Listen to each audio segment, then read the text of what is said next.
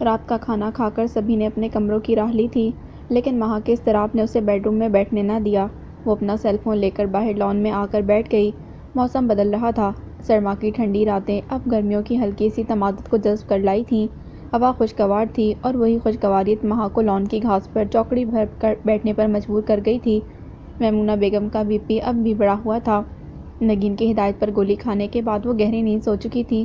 فراز کی واکنگ آج لمبی ہو گئی تھی۔ وہ اب تلک گھر نہیں لوٹا تھا، البتہ بلال کی آواز باہر لان تک آ رہی تھی۔ وہ ابھی تک لاؤنج میں ہی تھا اور نگین سے گفتگو کر رہا تھا۔ دونوں کسی دلچسپ موضوع پر اظہار خیال کر رہے تھے کیونکہ ان کی ہنسی وقفے سے گونج رہی تھی۔ مہا نے کچھ وقت سیل فون پر مصروف رہ کر گزارا، پھر بور ہو کر سیل فون آف کیا اور آسمان کو تکنے لگی تھی۔ آسمان صاف تھا۔ آدھے چاند کی زرد روشنی میں ستارے بھی آسمان پر جھلملا رہے تھے۔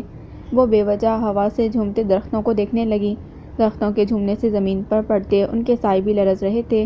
وہ دلچسپی سے ان کی مرتعش سایوں کے دلچسپ کھیل میں گم تھی، جب اسٹریٹ لائٹ کی چھن کر آتی روشنی کے ساتھ اچانک بلال اندر سے باہر نکل کر لان میں آیا تھا۔ مہا کی محویت نے اسے پشت پر ہی ٹھہرنے پر مجبور کر دیا تھا، لیکن اس کا دراز نکلتا ہوا سایہ کسی ٹھنڈی چھاؤں کی طرح جب مہا کے وجود پر منڈلایا تو وہ جیسے بے طرح چونکی اور پلٹی تھی۔ بلال کو سر پر کھڑا دیکھ کر وہ بے ساختہ اپنی جگہ سے اٹھ کھڑی ہوئی تھی۔ آپ؟ ہاں میں۔ تم اندر کہیں نہیں تھی تو تمہیں ڈھونڈتا باہر لان تک چلا آیا۔ اس کی وضاحت غیر ضروری تھی۔ مہا کو بہت عجیب سا محسوس ہوا۔ وہ اب سر جھکائے پشیمان سی لگ رہی تھی۔ بلال نے بغور اسے دیکھا اور دھیرے سے بولا، کیا میں یہاں تمہارے ساتھ کچھ دیر بیٹھ سکتا ہوں؟ If you don't mind. Oh it's okay, آپ پلیز بیٹھیے۔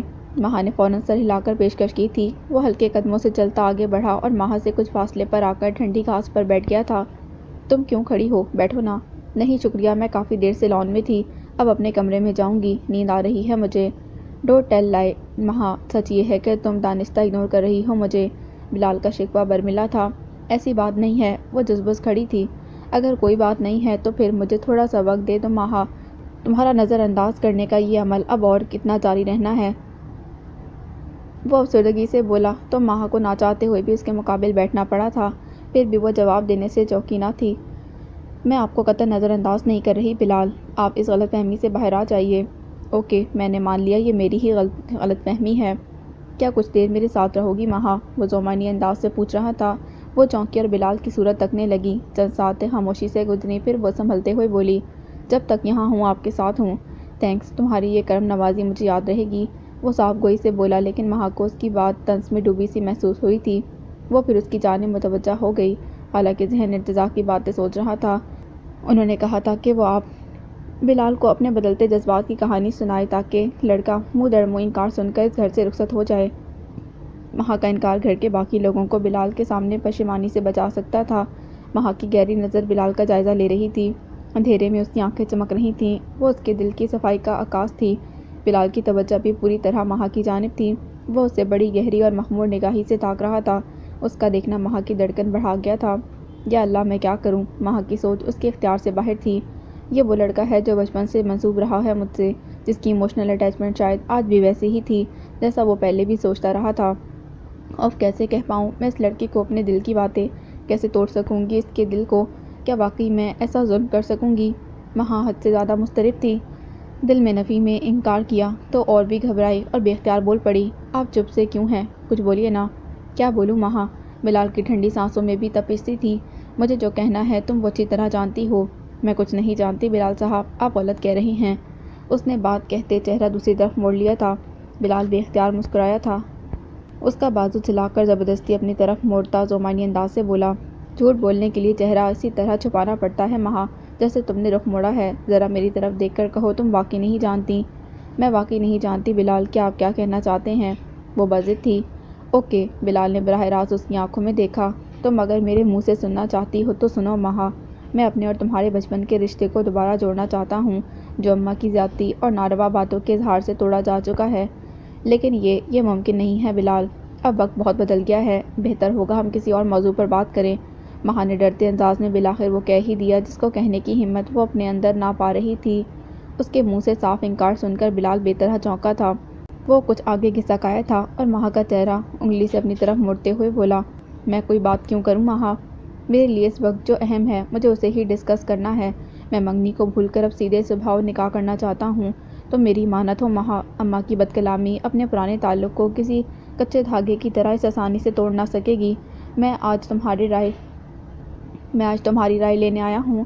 تمہارے فائنلز کے بعد میں تمہاری رخصتی چاہتا ہوں۔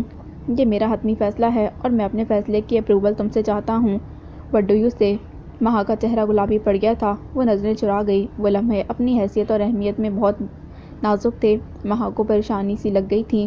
وہ لمحہ بھر کے توقف کے بعد قدرے سنبھل کر بولی، میں کیا کہوں؟ جس رشتے کو آپ جوڑنا چاہتے ہیں وہ تایمی توڑ کر جا چکی ہیں بلال۔ آپ کو اپنی والدہ کی پسند اور ان کے فیصلے کا احترام کرنا چاہیے۔ اب جب کہ منگنی بھی نہیں رہی تو نکاح کیسے ہوگا؟ This is not possible. کیوں پاسبل نہیں؟ Everything must be possible. Maha, امی جب اس گھر میں آئی تھیں تو اس وقت حالات کچھ اور طرح کے تھے۔ تمہاری کڈنیپنگ نے اماں کو یہ غلط فہمی ڈال دی کہ تم دہشت گردوں کے ہاتھوں شاید بے آبرو ہو کر لوٹو گی، پر میں مانتا ہوں میری ماں نے وقت اور حالات کی نزاکت کو سمجھے بغیر ایک غلط فیصلہ لیا۔ And that was not my fault Maha, کیونکہ وہ میرا فیصلہ نہیں تھا۔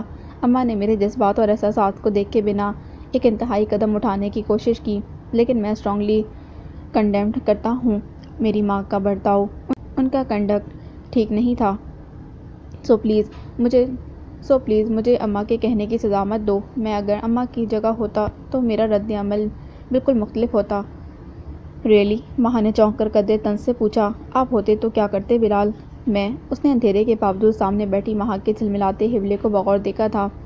میں سپرسٹیشیس نہیں ہوں مہا، میری سوچ اور میرا عمل حقیقت کو ساتھ لے کر چلتے ہیں۔ دہشت گردوں کی قید میں رہ کر خدا نخواستہ اگر تم کسی حادثے کا شکار ہو کر بھی لوٹتی تو خدا کی قسم میں تمہاری عزت بحال کرتا اور اسی لگن سے تمہیں اپناتا جس لگن سے آج تمہیں مانگ رہا ہوں۔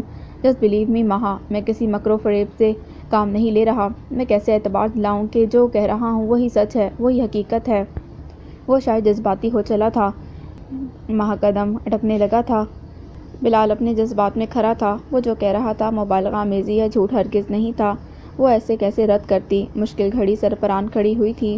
مہا نے گلے میں اٹکے پھندے کو بمشکل نگلنے کی کوشش کی تھی، پھر لمحوں بعد اٹکتے انداز میں بولی، really I appreciated your emotions. آپ کے جذبات نے مجھے آپ کے دل کی لگن اور طلب کو بڑی وضاحت سے سمجھا دیا ہے۔ میں جانتی ہوں بچپن سے جڑا وہ رشتہ آپ کے لیے آج بھی بہت اہم ہے اور ہونا بھی چاہیے۔ ہم دونوں ایک نامحسوس احساس کے ساتھ ہمیشہ ایک دوسرے سے بندھے رہے ہیں۔ کل تک میں بھی ایسا ہی سوچتی تھی، آپ کے لیے دل میں نرم گوشہ اور نازک جذبات رکھتی تھی، لیکن بلال اب میں سوچتی ہوں اور دل کو ٹٹولتی ہوں تو وہ سارے نازک جذبات اور احساسات صرف آپ کی عزت کے لیے ہیں۔ میں نے آپ کو ہمیشہ قابل احترام رکھا ہے بلال، آپ میرے دل کے بلند درجے پر فائز ہیں، لیکن میں جو عزت دل میں رکھتی ہوں آپ کے لیے وہ محبت نہیں ہے بلال، وہ صرف ایک انسیت اور لگاؤ ہے، اور اسی لیے میں یہ سمجھتی ہوں ہمیں شادی صرف اسی لیے کرنی چاہیے جس سے محبت ہم کرتے ہیں، تاکہ زندگی میں کوئی بھی اسٹاپ اٹ مہا، اس نے خفا سے انداز میں مہا کی بات کاٹی۔ عزت وہی کرتا ہے جو دل میں محبت رکھتا ہے۔ کیا یہ سوچ غلط ہے مہا؟ کیا 20-25 سال پرانا منگنی کا رشتہ دل میں محبت کی جوت نہیں جلاتا؟ کیا محبت کو ایک دوسرے کے دل سے کسی پل کی طرح نہیں جوڑتا؟ بولو مہا، مجھے تمہارا جواب چاہیے۔ جوڑتا ہے بلال، کیوں نہیں جوڑتا؟ لیکن وقت اور حالات ایسی محبت میں دل دیا کرتے تھے۔ بچپن کا رشتہ نادانی کا رشتہ ہے، ہمارے باندھے کا تعلق ہے۔ کبھی کبھار ایسے رشتے انسیت اور لگاؤ سے آگے نہیں بڑھتے۔ آپ نے وہ شعر سنا ہے؟ مہا نے بےحد اپنائی سے اسے سمجھاتے ہوئے جیسے شاعری کا سہارا لیا تھا۔ کتنے ہی رنگ رہتے ہیں رشتوں کی چھاؤں میں، کتنے ہی زاویوں سے گزرتی ہے زندگی۔ کیا مطلب؟ بلال نے چونک کر مہا کو دیکھا تھا۔ میں کچھ سمجھا نہیں۔ میں سمجھاتی ہوں آپ کو۔ مہا نے دل کی بڑھتی دھڑکن کو بمشکل سنبھالا تھا جو بلال کے اضطراب سے اس کے دل کو دھڑکا رہی تھی۔ میرا مطلب بس اتنا ہے کہ زندگی کے اتار چڑھاؤ میں رشتوں کی محبت وقت گزرنے کے ساتھ بدل جاتی ہے، اور وہ رشتہ جس میں کبھی محبت تھی ہی نہیں، صرف ایک نام تھا، ایک احساس تھا۔ اس رشتے کو باشعور ہو کر نبھانا میری نظر میں خاصا مشکل کام ہے۔ شادی من مرضی سے ہونی چاہیے اور اس شخص سے ہونی چاہیے جس سے ہم محبت کرتے ہیں۔ اوکے، میں تمہاری بات سمجھ رہا ہوں مہا، کیا تمہیں مجھ سے محبت نہیں ہے؟ وہ بے حد سنجیدہ تھا۔ ادھر مہا کی جیسے جان پر بنائی تھی، وہ فطرتاً نرم دل تھی، دانستہ کسی کا دل توڑنا اس کے بس سے باہر تھا، لیکن بلال کا سوال جواب مانگ رہا تھا۔ اس نے نظریں لان کی گھاس پر جما دیں جو رات کے اس پہر کالی سیاہ دکھائی دے رہی تھی۔ مجھے تمہارا جواب چاہیے مہا، ڈو یو لو می؟ وہ جیسے زج ہو رہا تھا۔ ادھر وہ ہاتھ مسل رہی تھی، اس کی پیشانی پر عرق ندامت جھلملانے لگے تھے۔ وہ بمشکل بولی تھی۔ "نو آئی ڈونٹ، یو سے نو"۔ بلال کی بے یقینی بے حد سوا تھی۔ وہ آنکھیں پھاڑے مہا کو دیکھنے کی کوشش میں تھا، لیکن لان میں ملگجے اندھیرے کے بیچ بیٹھی مہا کی صورت واضح نہ تھی۔ ادھر مہا نے آنکھیں میچ کر نفی میں سر ہلا لیا تھا۔ "میں نے نہیں کہا ہے بلال"۔ اوہ، وہ جیسے طاقت بیٹھا تھا۔ اتنے سال پرانے رشتے میں محبت نہیں تھی مہا۔ "آئی کانٹ بلیو دس"۔ "کیا آپ مجھ سے محبت کرتے ہیں بلال"؟ مہا کے سوال نے جیسے اس پر آگ برسا دی تھی۔ وہ جل کر رہ گیا۔ کچھ لمحے بس دم سادے اسے دیکھتا رہا، پھر مہا کی طرح زیر لب ایک شعر پڑھ گیا: "ہم نے اپنی زندگی میں شامل کر لیا تھا شامل تمہیں، اس سے بڑھ کر اور کیا کرتے تمہارے واسطے"۔ مہا بے حساب شرمندہ ہوئی، خجالت سے بولی: "یہ سوال کا جواب نہیں ہے بلال صاحب"۔ "اوہ، تو تم کیسا جواب چاہتی ہو"؟ "تمہیں شاید اشعار پسند ہیں، اس لیے شعر کی زبان میں دل کو کھول کر تمہارے سامنے رکھا تھا، لیکن اگر جواب کچھ اور چاہتی ہو تو تب بھی تمہیں شعر میں ہی سناؤں گا"۔ وہ بے حد گرمی سے بولا تھا اور سخت بددل تھا شاید۔ "یہ عشق جو اپنا ہمیں ہونے نہیں دیتا، یہ عشق بھی ہوتا ہے"۔ "تو کیوں ہوتا صاحب"؟ "سو کہنا صرف اتنا ہے، مجھے تم سے محبت نہیں ہے، عشق ہے مہا، اور اس عشق کے مجبور کرنے میں یہاں آیا ہوں، مجھے تمہارا جواب چاہیے"۔ مہا کی سانس رک گئی تھی۔ وہ دم سادے بلال کو گھور رہی تھی۔ وہ اتنا دو ٹوک جواب دے گا، ایسا مہا کے وہم و گمان میں بھی نہ تھا۔ اب چپ رہنا حماقت تھی۔ سو مہا نے اپنی آنکھوں میں اترتی نمی کو دوپٹے میں جذب کیا اور سر جھکا کر آہستگی سے بولی: "بلال، شاید میں مجرم ہوں آپ کی، میں آپ کے قابل نہیں ہوں، کیونکہ میں نے آپ سے نہ محبت کی ہے اور نہ ہی عشق۔ لیکن آج جب محبت کسی وردان کی طرح نازل ہوئی ہے تو دل بس ایک ہی نام پکارتا ہے، اور وہ نام آپ کا نہیں ہے"۔ "اوکے، کیا میں وہ نام جان سکتا ہوں"؟ اس کی آواز میں بے حد آگ تھی۔ مہا کے وجود پر بجلی گری تھی۔ اس نے جھکا سر اٹھا کر سامنے بیٹھے بلال کو دیکھا۔ الیکٹرک پول کی مدھم روشنی میں اس کا چہرہ کسی حد تک واضح تھا۔ اس کے لبوں پر ٹھہری مسکان میں ایسی کاٹ تھی کہ مہا کے چھکے چھوٹ گئے۔ بدن لمحوں میں بھیگا تھا، وہ بول نہ سکی۔ تم کس سے محبت کرتی ہو مہا؟ جسٹ ٹیل می"۔ وہ اسے اکسا رہا تھا بولنے پر، لیکن بلال کی آواز بھیجی سی تھی۔ مہا کی نظریں ازکل زمین بوس ہو گئیں۔ "فراز سے"۔ "کون فراز"؟ بلال کی آواز حلق میں گھٹ گئی تھی۔ مہا کا بتایا نام بلال کے وجود پر جیسے دھماکہ کر گیا تھا، اسی لیے پھر پوچھا تھا: "فراز ابراہیم، آر یو شیور"؟ اس بار بلال کی آواز کپکپا رہی تھی۔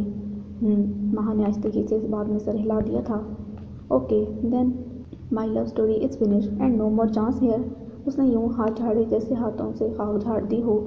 پھر اچانک وہ اپنے دونوں ہاتھ گھاس پر جما کر ایک جانب جھکتے ہوئے زہرخون لہجے میں بولا: "صرف ایک سوال اور کروں گا مہا، اتنا بتا دو، فراز سے محبت کی یہ رودات کتنی پرانی ہے"۔ "دراصل میں اپنی بے بختی اور حرمتی اور بدقسمتی کا ایکچوئل پیریڈ جاننا چاہتا ہوں۔ میرے دل نے انڈیکیٹ نہیں کیا مجھے، اور تم میری دنیا سے دور نکل گئی"۔ مہا بے حد شرمندہ ہوئی تھی۔ اس کے لب خشک ہو رہے تھے، جبکہ آواز گم تھی۔ اس نے خود پر جھکے بلال کی آنکھوں میں خوفزدگی سے دیکھا، لیکن مہا سے دیکھا نہ گیا۔ بلال اب بھی اسی پوزیشن پر سوال کے جواب کا منتظر تھا۔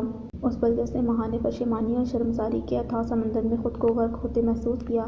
"آپ مجھے معاف کر دیں بلال، آئی ایم سوری، میں نے آپ سے کوئی بے وفائی نہیں کی، میں نے آپ کی بے عزتی کرنے کی کوشش نہیں کی"۔ "یہ تم کہتی ہو مہا، لیکن یہ بے عزتی نہیں، اس سے بھی بڑھ کر کچھ ہے، تم نے میری پیٹھ پر چھرا گھونپا ہے"۔ نہیں بلال، میں ایسا نہیں کر سکتی، میں نے صرف سچ بتایا ہے آپ کو، اور وہ سچ"۔ "You just shut your mouth". اس نے سختی سے کہہ کر مہا کے لبوں کے آگے ہاتھ رکھا تھا۔ "No reason and commitment".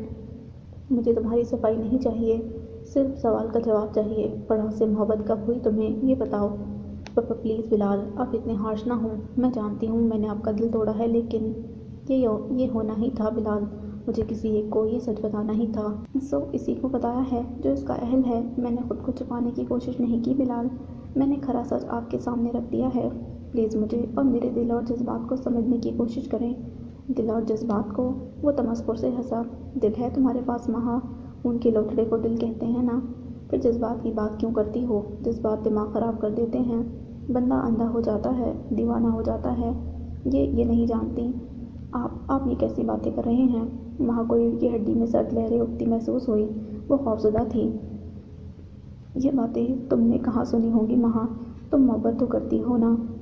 وہ سلگ اٹھا تھا۔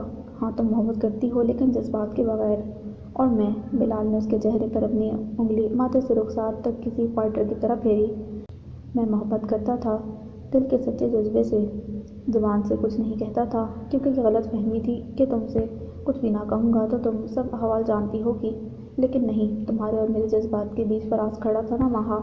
اس نے تمہیں میرے جذبات کو سمجھنے کی مہلت ہی کہاں دی ہے؟ وہ تمہیں اپنے جذبات کی کہانی سناتا رہا ہے، تب ہی تو تم نے اتنی سہولت سے مجھے اپنی زندگی سے نکال پھینکا، اور ادھر میں تم کو چاہ کے بچتا رہا ہوں۔ کوئی اس درد کا مرہم نہیں ہے۔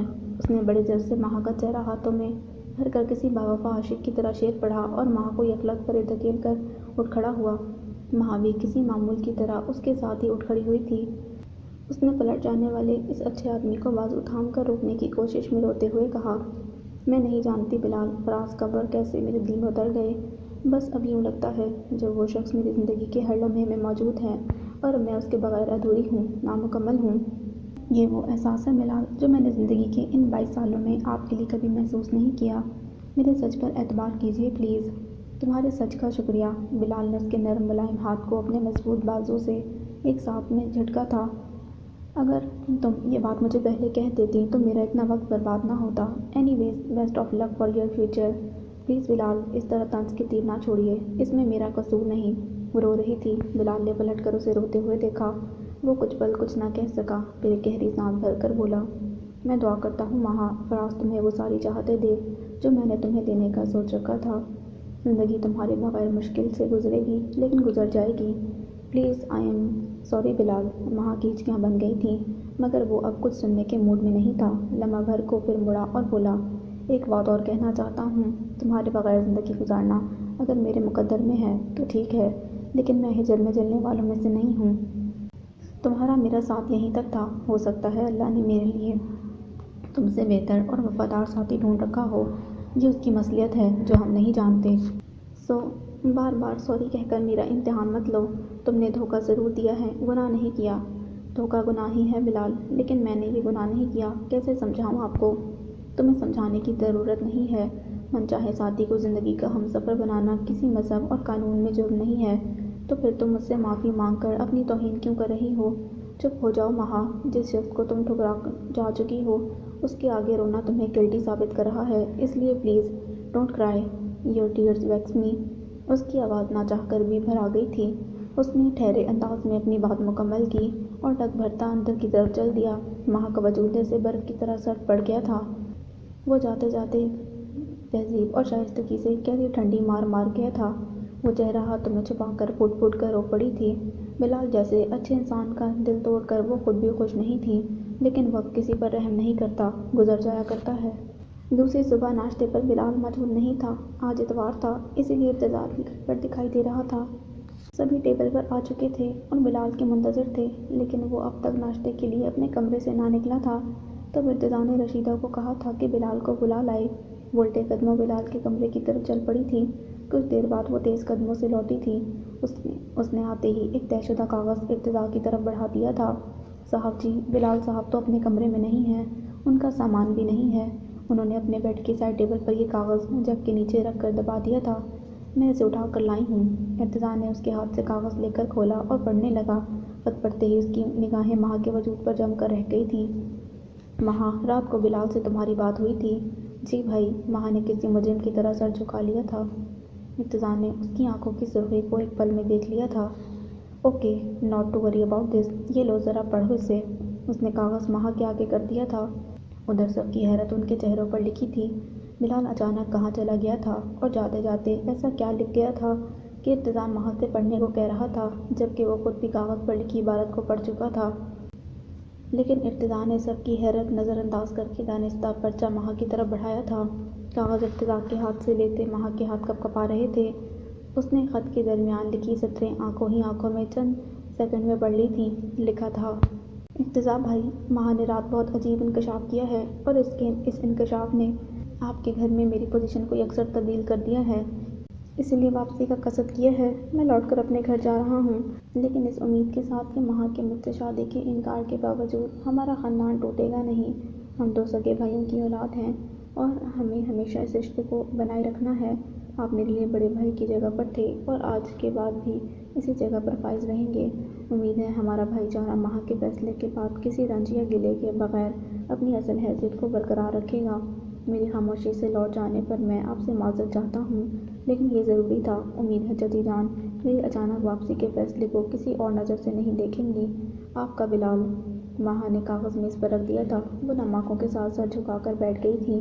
اسے کمرے میں موجود ہر بشر کی نگاہ اپنے چہرے پر منڈلاتی صاف دکھائی دے رہی تھی۔ سب کی آنکھوں کی بےقراری اور بے چینی کو محسوس کرتے ہی مہا کا چہرہ پھیکا پڑ گیا تھا۔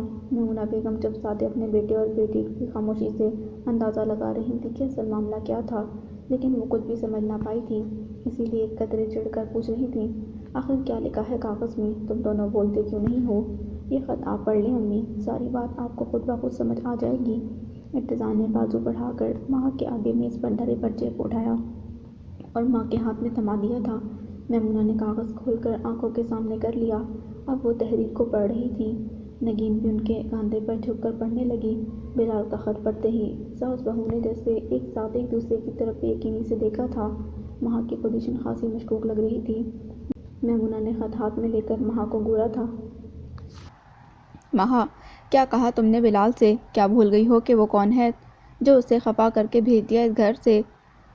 میں نے انہیں کچھ نہیں کہا امی، بس حقیقت سے روشناس کرانے کی کوشش کی تھی۔ ماں کی آواز بے حد دھیمی تھی۔ وہ پہلے سے زیادہ فکر مند ہو گئی، بے چینی سے بولی، کون سی حقیقت مہا؟ مہا نے بے قراری سے پہلے ارتضیٰ اور پھر ماں کو دیکھ کر نظریں چرائی تھی۔ یہی کہ میں ان سے شادی نہیں کر سکتی۔ کیا؟ کمرے میں جیسے بم پھوٹا تھا۔ نگین اور میمونہ جیسے اپنی جگہ اچھل پڑی، جبکہ فراز نے چونک کر اس سادہ سی لڑکی کو بغور دیکھا تھا اور از خود دونوں بازو میز پر رکھتے ہوئے خود ہی آگے کو جھکایا تھا، اور اس کا جھک آنا اس کے تجسس کا اظہار تھا۔ لیکن معاملہ چونکہ خالص گھریلو اور نازک تھا، اسی لیے وہ کوئی سوال نہ کر سکا تھا۔ لیکن میمونہ بیگم کا سوال بے حد برمحل تھا۔ کیوں؟ تم نے بلال سے ایسا کیوں کہا؟ یہ بچپن کی مانگ ہے مہا، اور بزرگوں کے طے کیے رشتے اتنی سہولت اور آسانی سے توڑے نہیں جا سکتے۔ تم نے اپنے طور پر فیصلہ کرنے کا سوچا بھی کیسے؟ کیا مطلب؟ مہا نے حیرت کی بے پناہ احساس کے ساتھ ماں کی صورت دیکھی۔ کیا آپ ایسا کہہ سکتی ہیں؟ کیوں؟ وہ سلگ کر رہ گئیں۔ کیوں نہیں کہہ سکتی؟ مہا، بلال کوئی ایرا غیرا نہیں ہے، تمہارا تایا زاد ہے، اپنا بچہ ہے اور دیکھا بھالا ہے، پھر سب سے بڑھ کر بے حد میچور اور ذمہ دار ہے۔ وہ یہاں اپنی ماں کی ذاتی کا ازالہ کرنے آیا تھا۔ اگر میں تمہارے حوالے سے اس رشتے کو دوبارہ جوڑنے سے انکار کر رہی تھی تو صرف اس لیے کہ اس کی ماں کی غلطی اور ذاتی کو جتا سکوں۔ میرا اس رشتے سے انکار حتمی نہیں تھا مہا۔ میں تم سے بلال کا رشتہ توڑنے کے حق میں قطعی نہیں ہوں۔ پھر تم نے میری اجازت کے بغیر اس لڑکے کو اپنا فیصلہ سنانے کی جرأت کیسے کی؟ بولو مہا، تم نے بلال سے یہ کیوں کہا کہ تم اس سے شادی نہیں کر سکتی؟ میمونہ بیگم کا لہجہ نرمی گرمی کا مظہر تھا۔ وہ اپنے غصے کو چھپانے کی کوشش کر رہی تھیں، کیونکہ ناشتے کی ٹیبل پر فراز اور نگین کی موجودگی انہیں مہا کو سخت سوچ کہنے سے روک رہی تھی۔ انہیں مہا کی جرأت پر واقعی حیرت تھی۔ مہا نے پلکیں اٹھا کر ماں کے تاثرات کو پڑھا، پھر اچانک کرسی سے اٹھتے ہوئے بولی، آپ کا فیصلہ اور میرے لیے آپ کی مرضی اپنی جگہ درست ہے امی، لیکن پھر بھی مجھے یہ کہنا پڑے گا کہ بلال سے شادی نہیں کروں گی۔ کیوں؟ میمونہ نے جیسے تڑپ کر پوچھا۔ سوری امی، لیکن اس کیوں کا جواب بھائی اچھی طرح جانتے ہیں، آپ ان سے پوچھ لیں پلیز۔ وہ نظریں چرا رہی تھی۔ کیا؟ میمونہ کی بے یقینی حد سے سوا تھی۔ تم نے کچھ بھی پلا تو نہیں لیا مہا، یا بیٹھے بیٹھے پاگلوں جیسی باتیں کرنے لگی ہو؟ آنٹی ٹھیک کہہ رہی ہیں مہا، تمہاری حماقت سمجھ سے باہر ہے۔ Are you out of your mind? Faraz نہ چاہ کر بھی مداخلت کرنے پر مجبور ہو گیا تھا۔ اس کی مداخلت نے مہا کے چہرے پر جیسے ہلدی پوت دی تھی، لیکن فراز اس کے جواب کا انتظار کیے بغیر اپنی ہی عجلت میں بولا تھا، بلال بہت ڈیسنٹ لڑکا ہے مہا، اور تمہارا پرفیکٹ میچ ہے، پھر تم کیوں بیتوں کی باتوں پر اتر آئی ہو؟ دیکھو، آنکھوں سے اندھا بھی جان سکتا ہے کہ وہ لڑکا ہر لحاظ سے بہترین اور ذمہ دار ہے۔ یہ غلط ہوگا مہا، تمہیں اپنا فیصلہ بدلنا چاہیے۔ آپ پلیز چپ رہیے، وہ لچ کر جیسے بے بسی سے بولی تھی۔ نہیں مہا، میں چپ نہیں رہ سکتا، تم بے وجہ کی پرابلم کریٹ کر رہی ہو اس گھر میں، تم جانتی ہو اچھی طرح کہ تم غلطی کر رہی ہو۔ وہ غلطی نہیں کر رہی فراز، اپنے دل کی کیفیت کا اظہار کر رہی ہے، کیونکہ مہا بھی ایک سمجھدار اور ذمہ دار لڑکی ہے۔ کیا مطلب؟ اس بار میمونہ اور فراز نے نگین کو دیکھ کر ایک ساتھ پوچھا تھا، جو بے حد مطمئن اور شانت کھڑی تھی۔ تب ہنستے ہوئے فراز سے بولی، دراصل تم مہا کے دل کی بات نہیں جانتے، اسی لیے اصرار کر رہے ہو، جب سچ جان لو گے تو اعتراض نہ کرو گے۔ کیا مطلب نگین؟ میں کچھ سمجھا نہیں، تم کس سچ کی بات کر رہی ہو؟ وہ جیسے بے یقین سا تھا۔ وہ سچ عام نہیں ہے فراز، بے حد خاص ہے، شاید تم سن نہیں پاؤ گے۔ نگین کی مسکراہٹوں میں کئی رنگ جھلملا رہے تھے۔ فراز کی سانس رک گئی، جبکہ میمونہ متجسس ہو کر بہو کو دیکھ رہی تھی۔ تم کہنا کیا چاہتی ہو نگین؟ کھل کر کہو۔ اگر کھل کر کہوں گی تو یہاں سب شاکڈ رہ جائیں گے۔ بہرحال بات بہت اہم ہے لیکن مختصر ہے، اور یہ کہ مہا فراز کو چاہتی ہے۔ نگین نے جیسے دھماکہ کیا تھا۔ میمونہ بھوج کے بیٹھی تھی اور ادھر فراز کا رنگ فوری پھیکا پڑا تھا۔ وہ خالی نگاہوں سے مہا کو گھور رہا تھا، جو اس پل حد درجہ نروس ہو کر کرسی کی پشت سے بے وجہ ہاتھ پھیر رہی تھی۔ ارتضیٰ بالکل خاموش تھا، بس سب کے تاثرات جانچ رہا تھا۔ نگین کے انکشاف نے فراز کا ری ایکشن واضح کر دیا تھا۔ وہ حیران پریشان سا تھا۔ اس لڑکے کو واقعی مہا کے دل کی کچھ خبر نہ تھی۔ ارتضیٰ کو اس لمحے مہا کے اس سچ پر بھی اعتبار آ گیا تھا کہ فراز اس حقیقت سے واقف نہیں تھا جو مہا کو بلال کے لیے فائنل فیصلہ کرنے پر کیوں مجبور کر رہی تھی۔ مہا کے دل پر بلال کے لیے محض احترام تھا، اسے محبت اب لاحق ہوئی تھی، اور جس سے ہوئی تھی وہ فراز تھا۔ کمرے میں جیسے سکوت اور وقت ٹھہر سے گئے تھے۔ وہ سب جیسے بے زبان اور حیرت میں گرے بیٹھے تھے۔ خاموشی کے ان دبیز لمحوں میں فراز خود کو کوشش کے باوجود سنبھال نہیں پایا تھا۔ وہ یکدم کرسی سے اٹھ گیا اور مہا کی طرف پلٹ کر بنائے انداز میں بولا، ہاؤ کین یو مہا، تم یہ کیسے کر سکتی ہو؟ Don't cross your limits, please تم اپنے پرسنل افیئرز میں مجھے گھسیٹ نہیں سکتی، تمہیں اس کی اجازت نہیں ملے گی Maha. I am sorry but I don't want to talk you. Maha کی آواز بے حد دھیمی تھی۔ اس سے پہلے کہ فراز ریئیکٹ کرتا وہ تیزی سے کمرے سے نکل گئی۔ تب فراز لپک کر ارتضیٰ کی طرف آیا تھا۔ ارتضیٰ، آئی ڈونٹ نو مجھے کیا کہنا چاہیے، پلیز مہا کی حماقت میں مجھے شامل نہ کریں اور میری پوزیشن کو سمجھنے کی کوشش کریں۔ بخدا میرا کوئی قصور نہیں۔ ارتضیٰ، وہ لڑکی اتنی فضول بات کیسے کر سکتی ہے؟ میں نہیں جانتا، آئی سوئر میں نے مہا کو کبھی کوئی… میں جانتا ہوں فراز۔ ارتضیٰ نے عجلت سے اس کی بات کاٹی اور اٹھ کر اس کے کندھے پر ہاتھ رکھتے جیسے اسے شانت ہونے کا اشارہ دیا تھا۔ وہ رونے کو تھا۔ شرمندگی اور خجالت نے اس کی گویائی جیسے سلب کر لی تھی۔ اسے خود سے الجھتا پا کر ارتضیٰ نے سنجیدگی سے کہا، مہا مجھ سے اپنے دل کا حال شیئر کر چکی ہے فراز، میں اس کے فائنل ڈیسیژن سے واقف ہوں۔ What do you mean? Faraz کے سر پر جیسے آسمان گرا تھا۔ حیرتوں کے بیچ رہ کر وہ جیسے چلایا تھا، آپ مہا کے ڈیسیژن سے واقف تھے پھر بھی چپ رہے؟ Oh my god, how is this possible? یہ غلط ہے ارتضیٰ، یہ بلال جیسے اچھے اور سلجھے مزاج لڑکے کے ساتھ ناانصافی ہے۔ پھر بھی آپ یوں چپ رہے ارتضیٰ؟ مہا کو ڈانٹنا چاہیے تھا، اسے سمجھانا چاہیے تھا۔ مہا بچہ نہیں ہے فراز، وہ ایڈلٹ ہے، اپنا فیصلہ خود کر سکتی ہے، ہم میں سے کوئی بھی اس پر دباؤ نہیں ڈال سکتا۔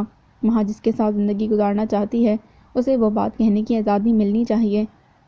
ارتضیٰ کا جواب فراز کے لیے حیرتوں کا باعث تھا۔ پلیز ارتضیٰ، وہ جیسے بوکھلا گیا تھا، بات کو سمجھنے کی کوشش کریں۔ بلال آپ کا کزن ہے اور مہا کے بچپن کا منگیتر بھی، یہ فیصلہ اتنی آسانی سے نہیں لیا جا سکتا۔ Why don't you understand? Relax Faraz, میں سارے فیکٹس جانتا ہوں اور یہ بھی جانتا ہوں کہ مہا نے اپنا فیصلہ کیوں بدل لیا ہے۔ دیکھو، اس میں کوئی شک نہیں کہ بلال بہت اچھا لڑکا ہے، میرا تایا ذات ہے، لیکن تائی امی نے اپنی باتوں سے جو کھٹاس اس گھر کے ہر فرد کے من میں بھر دی ہے نا، اسے کوئی بھی ہضم نہیں کر پایا ہے۔ بے شک بلال کا اس سارے معاملے میں کوئی قصور نہیں تھا، لیکن مہا اسے نہیں چاہتی۔ شی لوز یو، وہ تم سے شادی کرنا چاہتی ہے۔ So Faraz, just tell me one thing, کیا تم مہا کو اپنا لائف پارٹنر دیکھنا چاہو گے؟ او گاڈ! فراز نے الجھ کر ارتضیٰ کا ہاتھ اپنے شانے سے جھٹک دیا تھا۔ آپ ایک نیا تماشا آخر کیوں کھڑا کر رہے ہیں؟ نہیں، یہ تماشا نہیں ہے فراز، میری چھوٹی بہن کی زندگی اور اس کی خوشیوں کا سوال ہے۔ میں اس کے دل کی بات جانتا ہوں، لیکن اب مجھے تمہاری مرضی اور رضا بھی جاننا ہے۔ پلیز فارمل نہ ہونا فراز، سچ کہہ دو، کیا تم مہا کو اپنی زندگی میں شامل کر سکتے ہو؟ ارتضیٰ کا سوال فراز کے ضبط کو جیسے ختم کر گیا تھا۔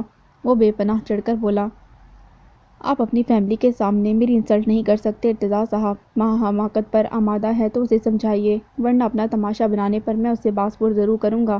وہ میرا نام میری مرضی کے بغیر کیسے لے سکتی ہے؟ اسے یہ حماقت ہرگز کرنی نہیں چاہیے۔ میں آپ مہا سے بات کروں گا۔ Okay, you can do this, مجھے اعتراض نہ ہوگا۔ ارتضیٰ کا انداز اور لہجہ فیصلہ کن تھا۔ جاؤ فراز، اور ابھی جا کر مہا سے سلسلے میں بات کرو، میرا خیال ہے وہ اپنے کمرے میں ہوگی۔ Are you serious? فراز کی بے یقینی حد سے سوا تھی۔ وہ آنکھیں پھاڑے ارتضیٰ کا چہرہ تک رہا تھا۔ میں واقعی سیریس ہوں فراز، اسی لیے تمہیں یہ مشورہ دے رہا ہوں، تم مہا سے بات کر لو، مجھے تمہارا فیصلہ چاہیے۔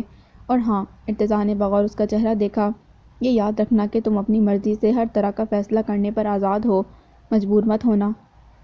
فراز نے پلٹ کر ارتضیٰ کو دیکھا اور پھر سر جھٹک کر فوراً کمرے سے نکل گیا۔ اس کے جاتے ہی ارتضیٰ میمونہ بیگم کے ساکت وجود اور اس پر چھائی بے یقینی کو بھانپ کر ان کی طرف بڑھ گیا تھا اور ان کے قریب کرسی گھسیٹ کر بیٹھتے انہیں دھیرے دھیرے مہا سے ہونے والی گفتگو سے باخبر کرنے لگا تھا۔ نگین بھی ان دونوں کے پاس ہی بیٹھی تھی۔ وہ بستر پر چپ سادے گھٹنوں میں سر رکھے بیٹھی تھی۔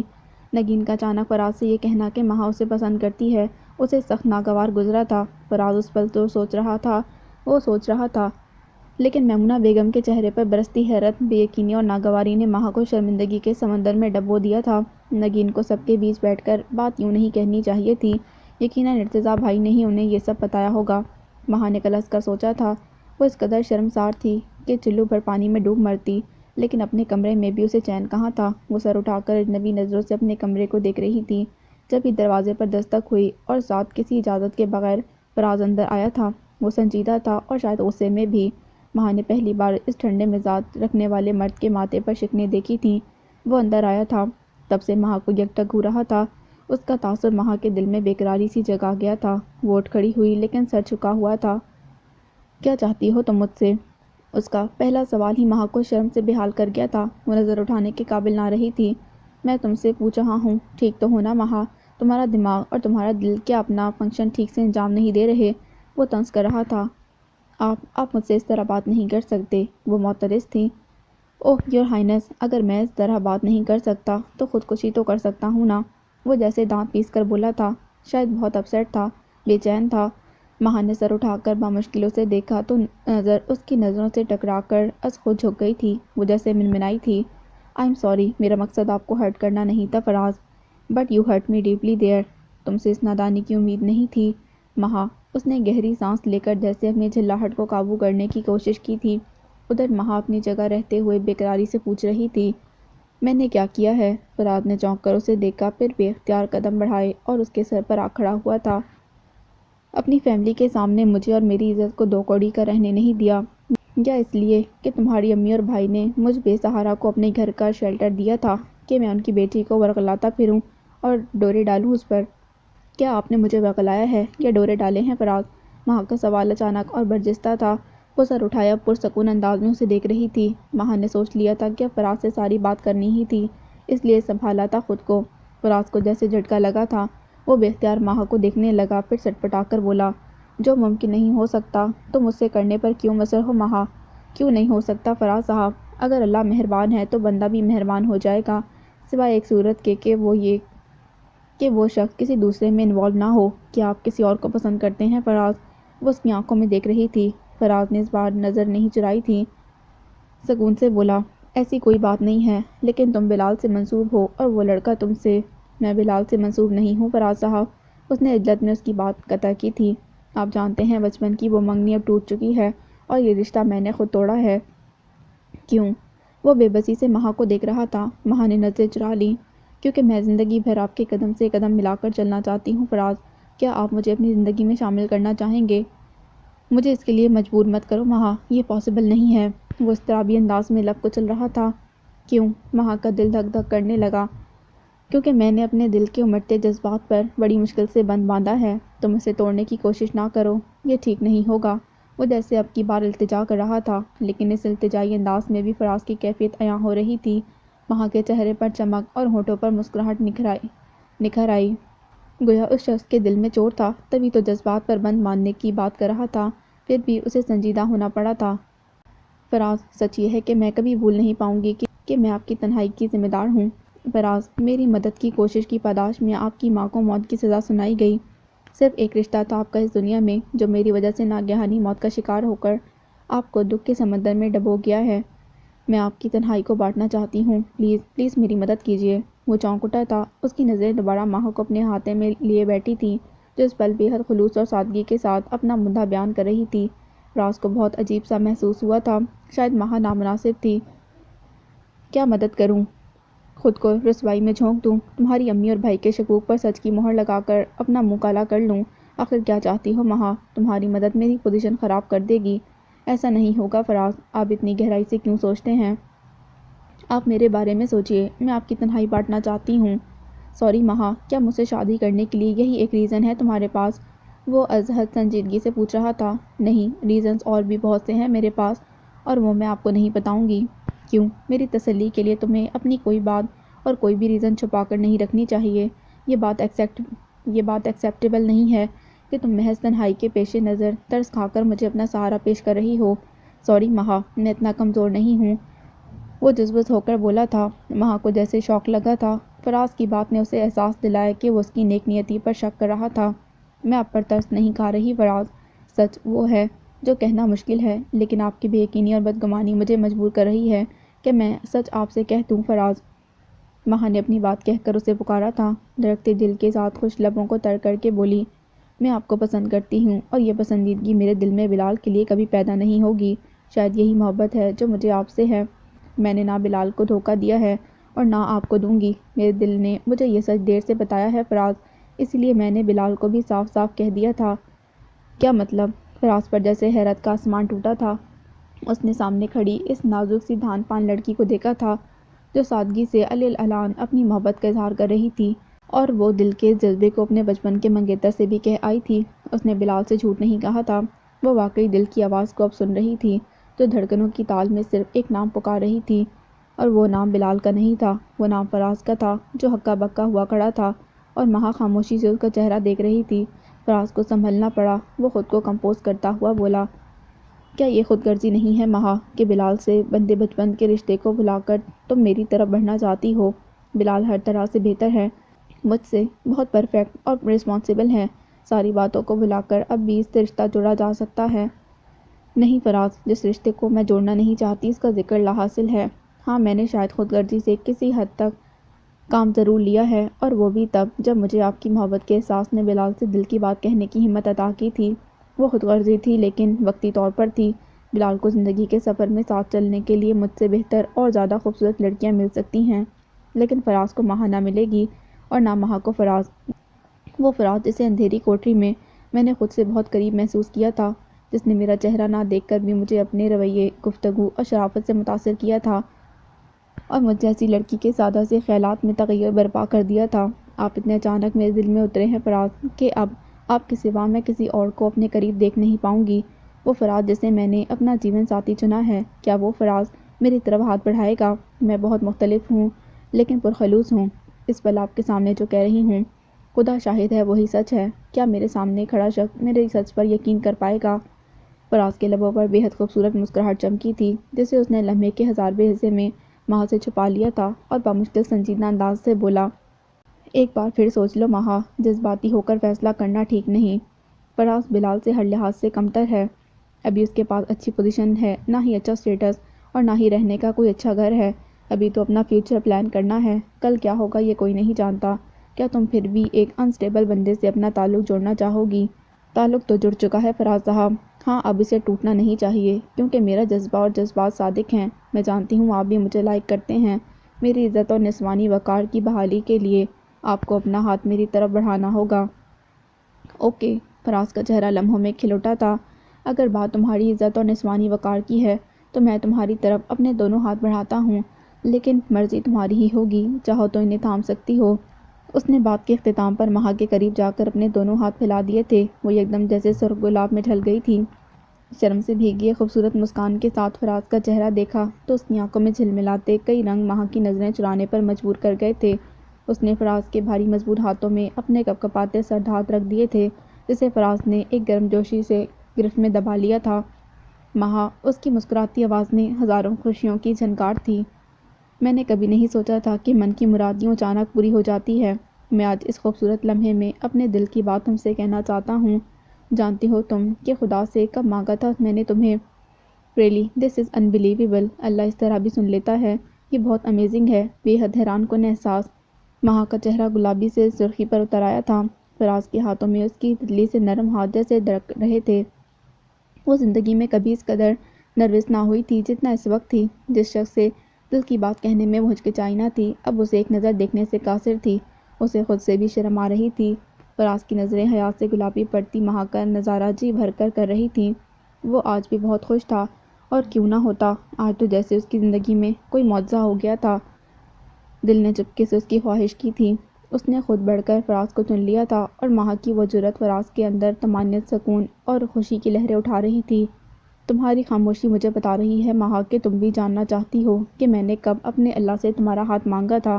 سنو، یہ بے حد انوکھی سعادت کا احوال ہے۔ میں نے پہلی بار اس اندھیری قید میں تمہارا یہ خوبصورت چہرہ جب اجالے کی زد پر محسوس کیا تھا، تب تم بے حد اچانک اپنے اس پروقار سراپے اور موہنی صورت کے ساتھ سیدھی دل کے اندر کسی تصویر کی صورت فٹ ہو گئی تھی۔ وہی لمحہ تھا جب میں نے تمہاری چاہ کی تھی، اور دیکھ لو مہا، میں کتنا خوش قسمت ہوں کہ اللہ نے میری دعا کو قبولیت کے درجے پر رکھا۔ یہ دل سے دل کو راہ والی بات ہے۔ اللہ نے آپ ہی سارے در کھول دیے اور وہ سب بنا دیا کہ آج تم اس طرح میرے سامنے کھڑی ہو۔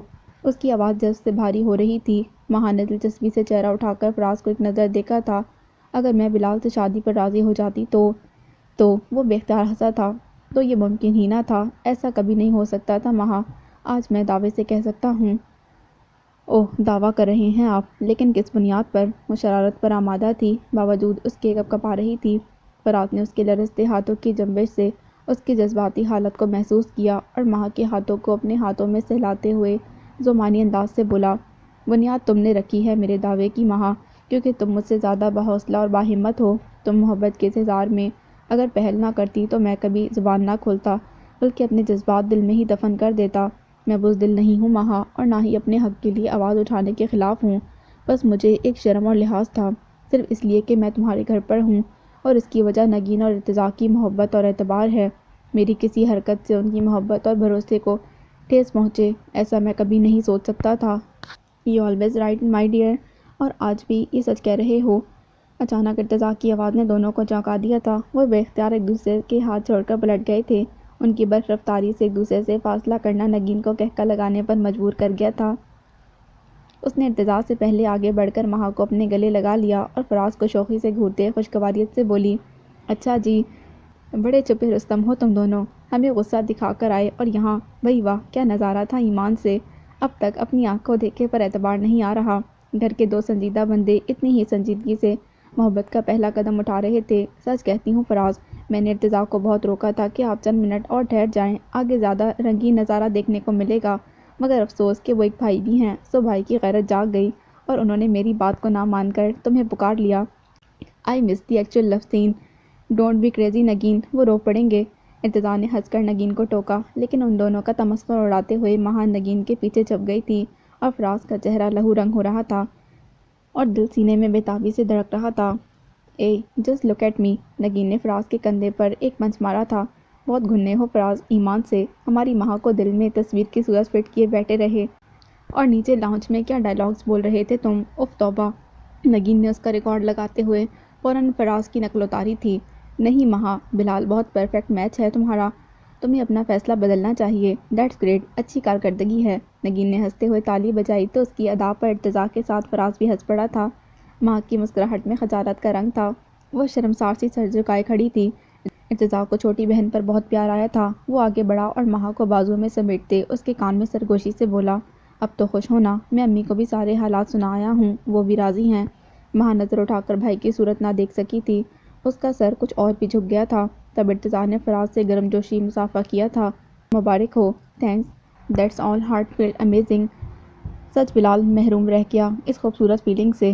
فراز کی سنجیدگی نے ارتضیٰ کو سنجیدہ کیا تھا۔ جو اللہ کی رضا میں راضی ہو گیا وہی سب کچھ پا جاتا ہے فراز، لیکن بلال کے سامنے مہا نے کہیں نہ کہیں زیادتی کی ہے۔ بٹ فارگیٹ اٹ، محبت اپنے سوا کسی دوسرے احساس کو کم ہی جگہ دیتی ہے، سو خوش رہو تم دونوں۔ بالکل، خوشی ان کا حق ہے، لیکن فراز اب کیا ارادہ ہے، شہنائی کب بجاؤ گے؟ نگین کی چھیڑ چھاڑ پھر شروع ہو گئی تھی۔ اس بار فراز جانے کیوں نروس ہوا تھا، قدرے بوکھلا کر بولا، میں کیا کہہ سکتا ہوں، یہ تم میرے بڑوں سے پوچھو جا کر۔ وٹ ڈو یو مین؟ ارتضیٰ نے چونک کر فراز کو دیکھا، یہ تمہارے بڑے بزرگ کہاں سے آ گئے؟ آئے ہی تو ہیں، کیا آپ نے اچانک کمرے میں دھاوا نہیں بولا؟ فراز نے برجستگی سے بدلہ لیا تھا تو سبھی ہنس پڑے۔ ویل سیڈ، لیکن فراز ہم بزرگ ہرگز نہیں ہیں یار، میں تو ابھی پہلی اولاد کے درشن بھی نہیں کر پایا۔ ارتضیٰ نے اعتراض اٹھایا تو نگین کو گلابی ہوتا دیکھ کر مہا اور فراز خوب زور سے ہنسے تھے۔ تب ارتضیٰ نے آگے ہو کر فراز کو گلے لگا لیا تھا، میں بڑا ہوں تم سے، سو میرا فیصلہ یہی ہے کہ مہا کو فائنل سے فراغت پانے دو، پھر امی کے طے کردہ تاریخ پر تم دونوں کی شادی کی سزا سنا دی جائے گی۔ لو جی، شادی سزا ہوتی ہے کیا؟ نگین نے منہ بنایا۔ ارتضیٰ کو ہنسی بہت آئی مگر مسکراہٹ چھپا کر بولا، میرے لیے تو ہے۔ کیا کہا؟ وہ چھل پڑی۔ شادی سزا ہے آپ کے لیے ارتضیٰ؟ ہاں بالکل، اور سزا میں بھگت چکا ہوں۔ زندگی کے پچھلے کچھ ہفتے سزا ہی تو تھے میری جان، اور وہ تمہاری ہی وجہ سے تھے۔ کیوں؟ دس از ناٹ فیئر، طعنہ دے رہے ہیں آپ مجھے؟ نگین سنجیدہ ہو گئی۔ تب ارتضیٰ نے اسے اپنے پہلو میں گھسیٹ لیا تھا، طعنہ کیوں دوں گا یار، دنیا کے سارے مرد شادی کو سزا ہی سمجھتے ہیں، تو تم بھی سمجھدار بیوی کی طرح مجھے بھی اکثریت میں ہی شمار رکھو کہ میں اب بیچلرز پارٹی کا نمائندہ نہیں رہا۔ کچھ اور بیان دوں گا تو سارے شادی شدہ مرد مجھے زن مرید کہہ سکتے ہیں۔ کیا تم اپنے لمبے چوڑے شوہر کو زن مریدی کا طعنہ سنتے سہ سکو گی نگین؟ نہیں، یہ زیادتی ہوگی آپ کے ساتھ۔ وہ شوخی سے بولی تو سبھی مسکرا دیے تھے۔ تب ارتضیٰ دوبارہ فراز کی طرف متوجہ ہوا تھا۔ میں سمجھتا ہوں فراز، اب تمہیں اپنے پاؤں پر کھڑا ہو جانا چاہیے۔ تھوڑی توجہ دو اپنے بزنس پر۔ ٹھیک کہتے ہیں آپ، وہ فوراً ہی بولا تھا۔ میں نے نگین سے کہا تھا کہ وہ بزنس ری اسٹارٹ کرنے کے بارے میں اپنی رائے دے تو اس نے آپ سے پوچھنے کی بات کی تھی۔ ہاں، رات ہماری بات ہوئی ہے اس ٹاپک پر۔ مجھے اعتراض نہیں ہے نگین، تمہارے ساتھ مل کر اگر ریاض صاحب کا کاروبار نئے سرے سے اسٹیبلش کر سکتی ہے تو اسے یہ کام ضرور کرنا چاہیے۔ ہاں، ابھی وہ جس کنڈیشن میں ہے وہ پیریڈ گزر جانے دو، فراغت ہوتے ہی وہ آفس جوائن کر لے گی۔ That's my promise. ارتضیٰ نے اسے فوراً خوشخبری سنا دی تھی۔ اور ہاں فراز، میں نے اور ارتضیٰ نے مل کر ایک اور فیصلہ بھی کیا ہے، وہ بھی سن لو۔ نگین نے مسکراتی نگاہوں سے دیکھتے اسے اپنی طرف متوجہ کیا تو وہ ہمتاً گوش ہو گیا تھا۔ میں اپنی پوری جائیداد اور روپے پیسے کا ٹرسٹی تمہیں بنا رہی ہوں۔ آج سے تم وہ سب کچھ بھی سنبھالو گے اور ان کے معاملے میں ہر سیاہ و سفید کے مالک ہوگے۔ نہیں نگین، پلیز یہ رسپانسبلٹی مجھے نہ سونپو، میں یہ کام نہیں کر سکتا۔ فراز نے فوری نفی میں سر ہلایا تھا۔ ارے واہ، کیوں نہیں کر سکتے؟ کوئی چھوٹے بچے ہو جو انکار کرو گے؟ بھئی تم ہمارے گھر کے ایک پکے ممبر ہو، اس لیے یہ حق تمہیں ملنا چاہیے۔ اس حالت میں بار بار گھر سے باہر نکلتی کیا اچھی لگوں گی؟ نگین نے جیسے اسے پابند کرنے کی کوشش کی تھی۔ نگین ٹھیک کہہ رہی ہے فراز، سارا کاروبار نگین کے نام رہے گا، پاور آف اٹرنی بھی اسی کے نام پر ہوگی۔ بس تمہیں تمام کاغذی امور کی دیکھ بھال کرنی پڑے گی، شیئرز کا اتار چڑھاؤ، بزنس میں بدلتے حالات اور زمین جائیداد کے جملہ مسائل تمہارا سر درد ہوں گے اور تم ہمیں آنے والی تمام الجھنوں سے بچائے رکھو گے۔ ارتضیٰ نے ازراء شرارت فراز کو اس کی ذمہ داری کا دانستہ احساس دلایا تو نگین سنجیدگی سے ارتضیٰ کو دیکھتے ہوئے بولی، لیکن آپ یاد رکھیے ارتضیٰ، ایک اور بات ہمارے درمیان طے ہو چکی ہے اور وہ ہے کہ کچھ عرصہ گزرنے کے بعد میں پاپا کی جائیداد اپنے بچے کے نام کر دوں گی۔ آپ کو اس پر کوئی اعتراض نہیں ہوگا؟ بالکل نہیں ہوگا۔ بچہ بھی آپ کا اور پراپرٹی بھی آپ کی۔ آپ مالک اور مختار ہیں، جو فیصلہ چاہے کیجیے۔ بھئی ہم ٹھہرے مزدور آدمی اتنا تو کما ہی لیتے ہیں کہ آپ کا اور اپنا پیٹ بھر سکیں، سو ہم اسی عیاشی میں خوش اور مطمئن ہیں۔ اس کے ہلکے پھلکے انداز میں کہی بات نے سب کے دل میں ارتضیٰ کا وقار بڑھا دیا تھا۔ آپ واقعی بہت اچھے ہیں بھائی، ماں نے پہلی بار زبان کھولی تھی۔ ارتضیٰ نے محبت سے چھوٹی بہن کو دیکھا اور اس کے سر پر محبت سے ہاتھ رکھتے مسکرایا تھا۔ بھائی کا دستے شفقت کا احساس ماں کی آنکھوں کو نمدیدہ کر گیا تھا۔ پھر آخری اور حتمی فیصلوں کا دن آ بھی پہنچا تھا۔ 3 ماہ کی تفتیش اور گواہوں کے بیانات کے بعد مجرموں کے خلاف انسداد دہشت گردی کی عدالت نے بالآخر اپنا فیصلہ سنا دیا تھا۔ جج صاحب نے آخری سیشن کی تکمیل کے بعد 1 ہفتے کی اجازت لے کر فیصلہ محفوظ کر دیا تھا۔ مجرم بڑے جرائم کا ارتکاب کر چکے تھے اور ملک دشمن سرگرمیوں میں ملوث تھے، سو ان کے لیے فیصلہ کرنا مشکل نہ تھا۔ سوچ بچار اور انصاف کے اصولوں کو مدنظر رکھ کر کیا جانے والا وہ فائنل فیصلہ ججوں کے خصوصی بینچ کی رضامندی کے ساتھ حتمی شکل میں تحریر کیا گیا تھا اور اب اس میں کسی بھی قسم کی گنجائش نہ تھی۔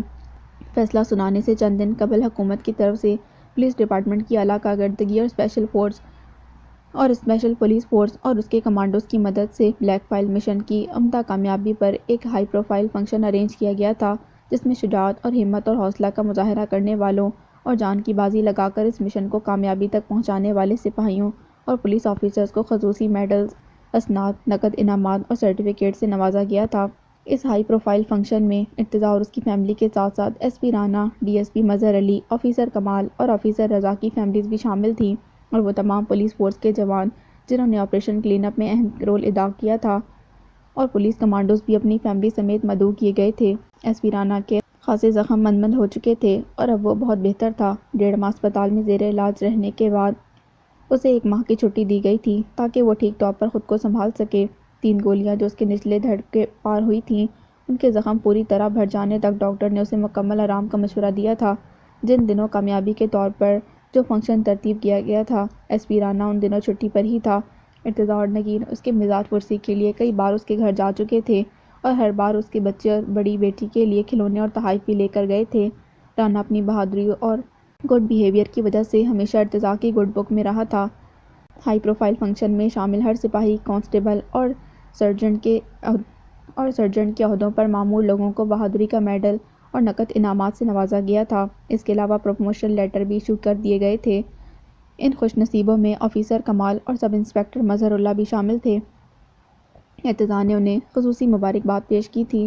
ارتضیٰ کی باری آنے پر ان کے کارناموں کی ایک لمبی لسٹ مہمانوں کو پڑھ کر سنائی گئی تھی۔ ارتضیٰ کے لیے بھی پروموشن کا اعلان کیا گیا تھا۔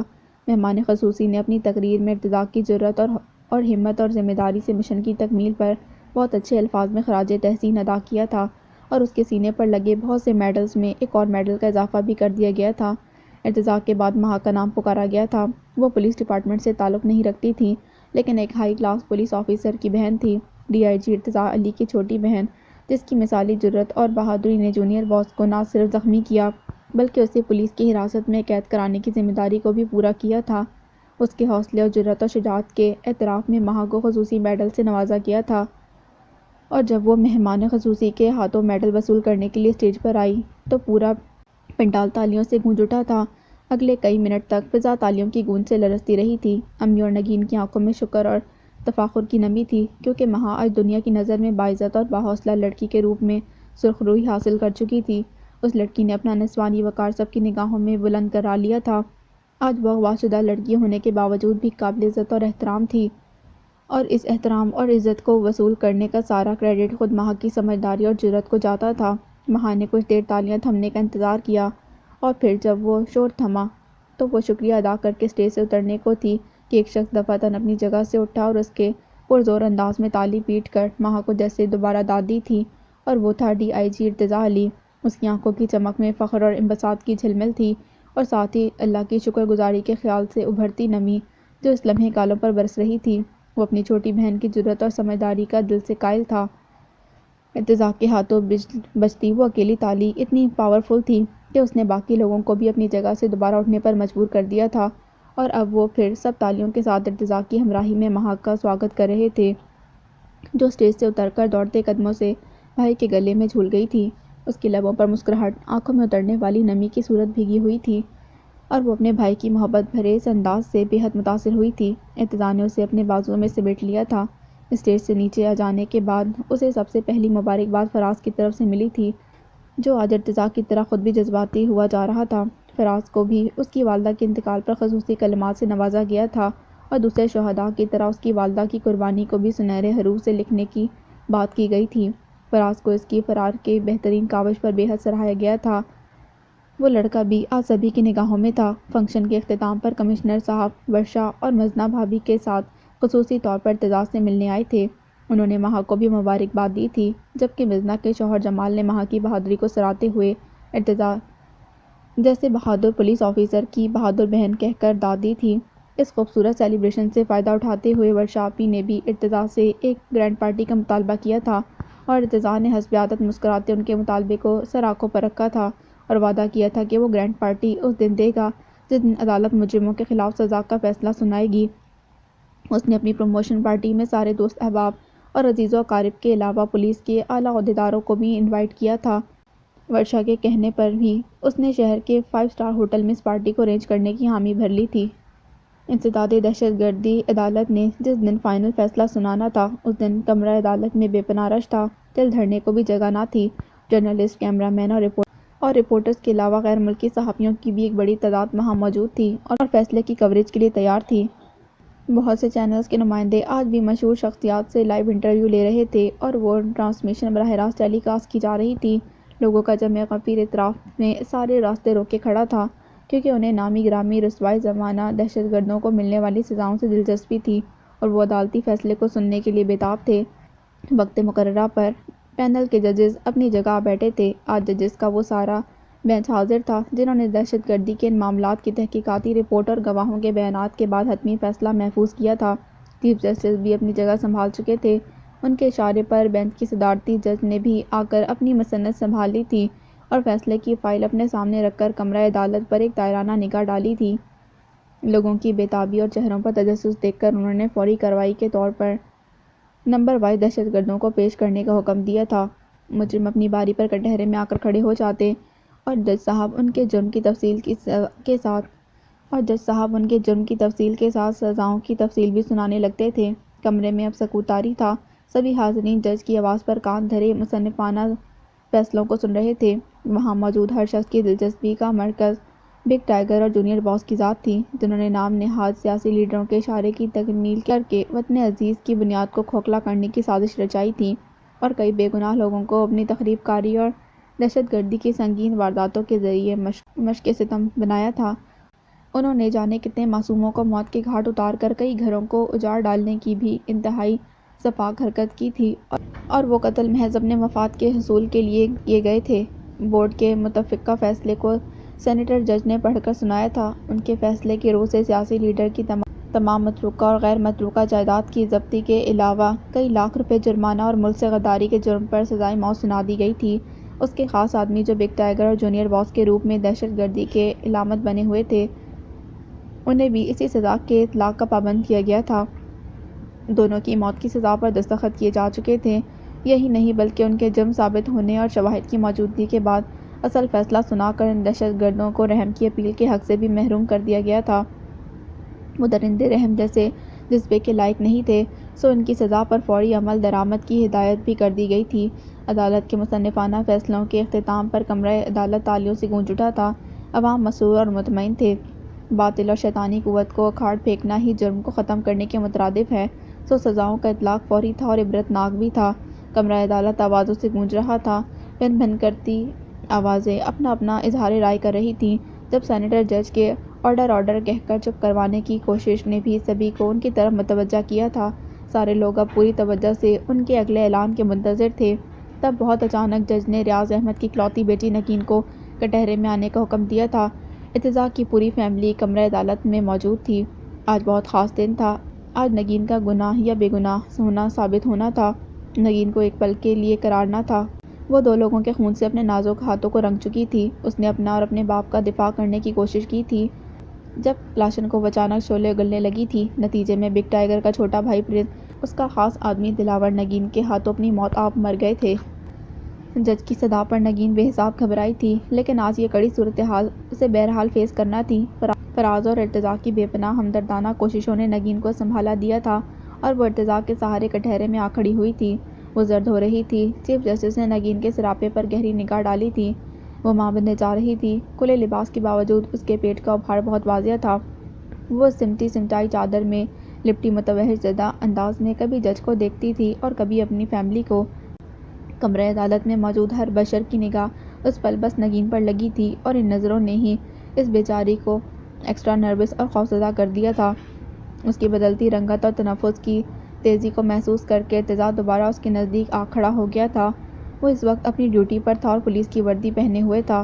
اس نے کسی کی پرواہ کیے بغیر ہاتھ بڑھا کر اپنی خوفزدہ بیوی کا ہاتھ تھام لیا تھا۔ اس کے مضبوط ہاتھ کی پرحرارت گرفت نے نگین کو خاصا دلاسا دیا تھا اور وہ اپنے حواسوں کو قابو کرنے میں کامیاب رہی تھی۔ جج نے دونوں میاں بیوی کو شفقت سے دیکھا، پھر نگین کو مخاطب کرتے ہوئے کہا، کیا محترمہ نگین ارتضیٰ علی، آپ کے ہاتھ ہونے والے دو قتل بدنام زمانہ اسمگلرز اور دہشت گردوں کے تھے۔ پولیس ریکارڈ کے مطابق وہ آپ کے والد ریاض احمد کو ہراساں کرنے، انہیں دھمکیاں دینے اور آپ کے ذاتی گھر پر تخریب کاری کرنے جیسا جرم کر چکے تھے۔ وہ دو اشخاص دراصل چوری، ڈکیتی، قتل و غارت گری اور دیگر کئی مقدمات میں ملوث اور مطلوب تھے۔ پولیس کی مکمل انویسٹیگیشن اور آپ کے دیے اسٹیٹمنٹ کی ریکارڈنگ سننے کے بعد آپ کے بارے میں فیصلہ کیا گیا ہے۔ اس کے علاوہ آپ کے پڑوسی اکمل صاحب کو لکھا جانے والا ریاض احمد کا خط بھی آپ کی بے گناہی ثابت کرنے میں معاون ثابت ہوا ہے۔ ریاض احمد آپ کے والد تھے۔ وہ آپ کے ہاتھوں قتل ہونے والے دو دہشت گردوں کے واحد چشمدید گواہ تھے۔ ان کے خط کو ہم ایک پروف کے طور پر لکھ رہے ہیں۔ یہ پروف یا ثبوت آپ کو بے گناہ ثابت کرتا ہے، اس لیے عدالت مدافعتی کوشش کے دوران ہونے والے اس اچانک قتل کو ایک لاشعوری حرکت کے ضمن میں دیکھتی ہے۔ وقوع کی تفتیشی ٹیم کے بیانات اور کرائم کمشنر آفتاب صاحب کی سفارش پر عدالت آپ کو خصوصی نظر سے دیکھتی ہے۔ آپ ایک گھریلو خاتون ہیں اور آپ کا ذاتی اور شخصی ریکارڈ مکمل طور پر بے داغ ہے۔ بالفاظ دیگر، پولیس ڈپارٹمنٹ کے ایک بے حد نامور اور اہم عہدیدار مسٹر ڈی آئی جی ارتضیٰ علی کی بیوی ہونے کا مارجن بھی آپ کو دیا جاتا ہے، سو عدالت یہ فیصلہ سناتی ہے کہ آپ کی مدافعتی حرکت جرم کا لبادہ اوڑھ کر بھی قتل کے زمرے میں شمار نہیں کی جا سکتی۔ اپنی اور باپ کی جان بچانے کی کوشش کے دوران آپ سے سرزد ہونے والا لاشعور فعل قتل جیسے فعل پر دلالت نہیں کرتا، سو عدالت اسے جرم کی جگہ مدافعانہ کوشش کی مد میں لے گی۔ لہٰذا زوجہ ارتضیٰ علی بنت ریاض احمد کو پاکستان کے ایکٹ سیکشن فلاں کے تحت باعزت بری کیا جاتا ہے۔ آپ اپنے جرم سے آزاد ہیں، کسی قسم کا جرمانہ آپ سے وصول نہیں کیا جائے گا۔ آج سے آپ اپنی مرضی اور استحقاق کے ساتھ پوری آزادی سے پاکستانی شہری کے طور پر زندگی گزارنے کی اہل ہیں۔ آپ کو عدالت پورے احترام سے رخصت ہونے کی اجازت دے رہی ہے۔ نگین کے کان سائے سائے کر رہے تھے۔ جج نے کیا کہا تھا، کیا نہیں، وہ کچھ نہیں جانتی تھی۔ اسے بس اتنی خبر تھی کہ وہ ضمیر کی عدالت سے باعزت بری ہو کر اب دنیا کی عدالت سے بھی پوری آزادی سے بے گناہ بن کر نکل آئی تھی۔ اس کا دل بھر آیا تھا، وہ کٹہرے میں کھڑے رہ کر خوشی سے رونے لگی تھی۔ سر سے ایک بوجھ اتر گیا تھا۔ نگین نہ صرف دنیا بلکہ اپنے شوہر اور ساس کی نظروں میں بھی قابل عزت ٹھہری تھی۔ وہ آج اپنی ہی نظروں میں معتبر ہو گئی تھی۔ اسے روتا دیکھ ارتضیٰ نے اسے اپنے بازو میں بھر لیا تھا۔ وہ اب اسے دلاسا دے رہا تھا۔ جج کے فیصلے پر وہ خود بھی ایکسائٹڈ ہو رہا تھا اور اب فیصلے کے بعد جیسے سر سے لٹکتی تلوار پرے ہو گئی تھی۔ ادھر روتی ہوئی نگین کو میمونہ بیگم نے آ کر ارتضیٰ کی باہوں سے نکال کر اپنی آغوش میں بھر لیا تھا۔ وہ اسے بے حد پیار کر رہی تھی۔ ان کے اشک بھی چہرے کو بھگو رہے تھے۔ آج ان کے سر سے بھی جیسے کوئی پہاڑ سرک گیا تھا۔ مہا اور فراز کی مبارکباد بھی دل کی گہرائی کے ساتھ تھی، لیکن نگین اپنے آپ میں کب تھی۔ اسے یوں لگ رہا تھا جیسے زندگی میں بہار پھر سے لوٹ آئی ہو۔ فیصلے کی اسی شام ارتضیٰ کی طرف سے دی جانے والی پروموشن پارٹی رات گئے تک جاری رہی تھی۔ وہ سب کی زندگی کی یادگار پارٹی تھی۔ اس پارٹی کا محرک وہ پورا گھرانہ تھا جو دہشت گردوں کے ہاتھوں سب سے زیادہ متاثر ہوا تھا۔ بوا، رحیمہ اور کئی سپاہیوں کی موت نے اس معرکے کا اختتام کر دیا تھا۔ آج وہ سب خوش تھے کیونکہ آج بہت دن بعد سکھ کی گھڑی ان کی قسمت میں آئی تھی۔ سبھی مہمان ارتضیٰ کو اس کی کامیابی اور مہا کے میڈل کی مبارکباد کے ساتھ نگین کے باعزت بری ہونے پر بھی مبارکبادیں دے رہے تھے۔ انہوں نے اس رات بہت گفٹ اور پھولوں کے گلدستے وصول کیے تھے۔ یہ لوگوں کا پیار تھا جو آج ان کی ہمت بڑھا رہا تھا۔ لیکن آج پارٹی اس لیے بھی اہمیت اختیار کر گئی تھی کہ ارتضیٰ نے اچانک وہ اعلان کر دیا جس نے سب کو حیرت میں مبتلا کر دیا تھا۔ بڑی محفل میں اس نے ماں کی اجازت کے ساتھ مہا کی انگیجمنٹ فراز سے کر دی تھی اور ماں نے بیگ سے 2 خوبصورت رنگز نکال کر اپنی بیٹی اور داماد کے ہاتھوں میں ڈال دی تھیں۔ فراز کا کوئی نہیں تھا، سو اس کی خوشی بھی میمونہ بیگم نے آپ ہی پوری کی تھی۔ اس خوشی نے پروموشن پارٹی کا رنگ کچھ اور بھی نکھار دیا تھا۔ مہا اور فراز کے چہرے خوشی سے دمک اٹھے تھے۔ اب وہ بھی دونوں اپنی اس اچانک ہونے والی منگنی کی مبارکبادیں وصول کر رہے تھے۔ رات کے دونوں پہر اس پارٹی کی یادگار بن کر گزر چکے تھے۔ وہ سب مہمانوں کو انٹرٹین کرتے تھک چکے تھے، خصوصاً نگین کا برا حال تھا۔ ارتضیٰ کی بیوی اور میمونہ بیگم کی بہو ہونے کی ذمہ داری نبھاتے اس کے پاؤں سوج گئے تھے۔ وہ پیگنینسی کے 8ویں مہینے میں تھی، سو اتنی دیر تک کھڑے رہنے اور لوگوں کا خیال رکھنے میں تھکاوٹ سے چور ہو گئی تھی۔ اللہ اللہ کر کے مہمان رخصت ہوئے اور وہ سب صبح ہونے سے کچھ دیر پہلے ہی گھر لوٹے تھے۔ نگین سے چلنا دشوار ہو رہا تھا۔ اس کی حالت اور خرابی طبع کی وجہ سے میمونہ بیگم نے ارتضیٰ کو حکم دیا کہ وہ نگین کو احتیاط سے کمرے میں نہ صرف چھوڑ کر آئے بلکہ اسے دوا کھلا کر سونے کے لیے بھی کہتے۔ ارتضیٰ نے فوراً حکم کی تعمیل کی تھی۔ ان دونوں کے جاتے ہی مہا نے بھی اجازت چاہی تھی۔ وہ بھی ہائی ہیلز کی وجہ سے پاؤں کے درد کا شکار تھی۔ ماں نے اسے بھی سو جانے کی تلقین کر کے کمرے میں بھیج دیا تھا۔ تب اچانک فراز نے چائے کی فرمائش کر دی تھی۔ وہ بھی تھک گیا تھا اور تھکاوٹ دور کرنے کو چائے کی طلب کر بیٹھا تھا۔ میمونہ بیگم بھی اس کا ساتھ دینے کو وہیں لاؤنج کے صوفے پر ٹک گئی تھیں۔ رشیدہ چائے بنا کر لائی تو گھڑی نے صبح کے 4 بجنے کا الارم دیا تھا۔ میمونہ نے رشیدہ کو بھی سو جانے کی نصیحت کی اور خود فراز کے لیے کپ میں چائے انڈیلنے لگی تھی۔ اسی وقت نگین بھی کپڑے تبدیل کر کے نیچے چلی آئی تھی۔ اسے بھی چائے کی طلب کھینچ لائی تھی۔ میمونہ بیگم نے اسے تکلیف سے زینہ اترتے دیکھ لیا تھا، اسی لیے خفگی سے بولی، اب کیا ہوا نگین؟ میں نے کہا نا فوراً کپڑے چینج کر کے بستر پر چلی جانا، لیکن تم پھر یہاں لاؤنج میں موجود ہو۔ سوری امی، پر چائے کی طلب اتنی شدت سے محسوس ہوئی کہ میں یہاں چلی آئی۔ مجھے معلوم تھا رشیدہ کوارٹر میں جا چکی ہوگی، وہ ہوتی تو میں اسے کہہ کر کمرے میں چائے منگوا لیتی۔ وہ تھوڑی خجل ہو کر صفائی دینے لگی۔ ٹھیک ہے آؤ، میں چائے دیتی ہوں، لیکن شرط اب بھی وہی ہے، پیالی لو اور فوراً کمرے میں چلی جاؤ۔ تمہیں آرام کی ضرورت ہے نگین، آج پارٹی میں سارا وقت تم گھومتی پھرتی لوگوں کو پوچھتی رہی ہو، اب نتیجہ دیکھ لو کس قدر سوجن ہے پیروں میں۔ میمونہ نے چائے بناتے اس کے پیروں کی طرف اشارہ کیا تو وہ جھک کر اپنے پاؤں دیکھنے لگی۔ فراز کی نظریں بھی ادھر ہی تھیں۔ او مائی گاڈ، واقعی تمہارے پاؤں کسی ڈبل روٹی کی طرح پھول گئے ہیں نگین، تمہیں آرام کرنا چاہیے۔ میں چلی جاؤں گی، میں ایک کپ گرما گرم چائے پی لوں، سچ بہت تھکاوٹ محسوس ہو رہی ہے۔ وہ صوفے پر آ کر بیٹھ گئی تھی۔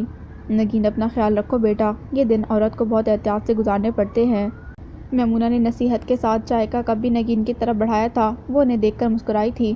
میں اپنا بہت خیال رکھتی ہوں امی، لیکن آج کا دن ہی مصروفیت سے بھرپور تھا مجھے سب مہمانوں کو دیکھنا تھا، ورنہ کل کو خواہ باتیں نکلتی کہ ارتضیٰ کی بیوی میں نخرہ بہت ہے۔ ہاں تو غلط کیا ہے اس میں؟ فراز نے فوراً بات اٹھائی تھی۔ نگین نے بے یقینی سے گردن موڑ کر اسے دیکھا۔ کیا مطلب غلط کیا ہے فراز؟ غلط نہیں، صحیح کیا ہے مائی ڈیئر؟ تمہارے شوہر نامدار نے تمہارے نخرے اٹھا کر تمہیں سب کے سر پر بٹھا رکھا ہے، لیکن ایک بات تو بتاؤ، اس نے اس وقت تمہیں نیچے آنے کیسے دیا؟ فراز نے جیسے اس کی خبر لی تھی۔ دراصل وہ واش روم میں تھے، تم جانتے ہو نا انہیں نہائے بنا نیند نہیں آتی، سو موقع دیکھ کر میں بھی کمرے سے نکل آئی۔ نگین نے ہنس کر جیسے اسے سچ بتایا تھا۔ تب میمونہ نے اسے اپنے پاس بیٹھنے نہ دیا اور یہ کہہ کر چائے کی پیالی سمیت اسے کمرے میں بھیج دیا تھا۔ ارتضیٰ اسے وہاں دیکھے گا تو ناراض ہوگا، اس لیے نگین کو اس کی ڈانٹ سے بچنے کے لیے فوراً لوٹ جانا چاہیے۔ نگین اس کی محبت اور اصرار پر کسی اعتراض کے بغیر کمرے میں چلی آئی تھی۔ ارتضیٰ نے اسے آتے دیکھ لیا تھا۔ وہ بستر پر دراز تھا، نگین کی طرف کروٹ بدلتے ہوئے بولا، کہاں گئی تھی سویٹ ہارٹ؟ اب تو کچھ آرام کر لو ورنہ بھگتنا بھی تمہیں ہی پڑے گا۔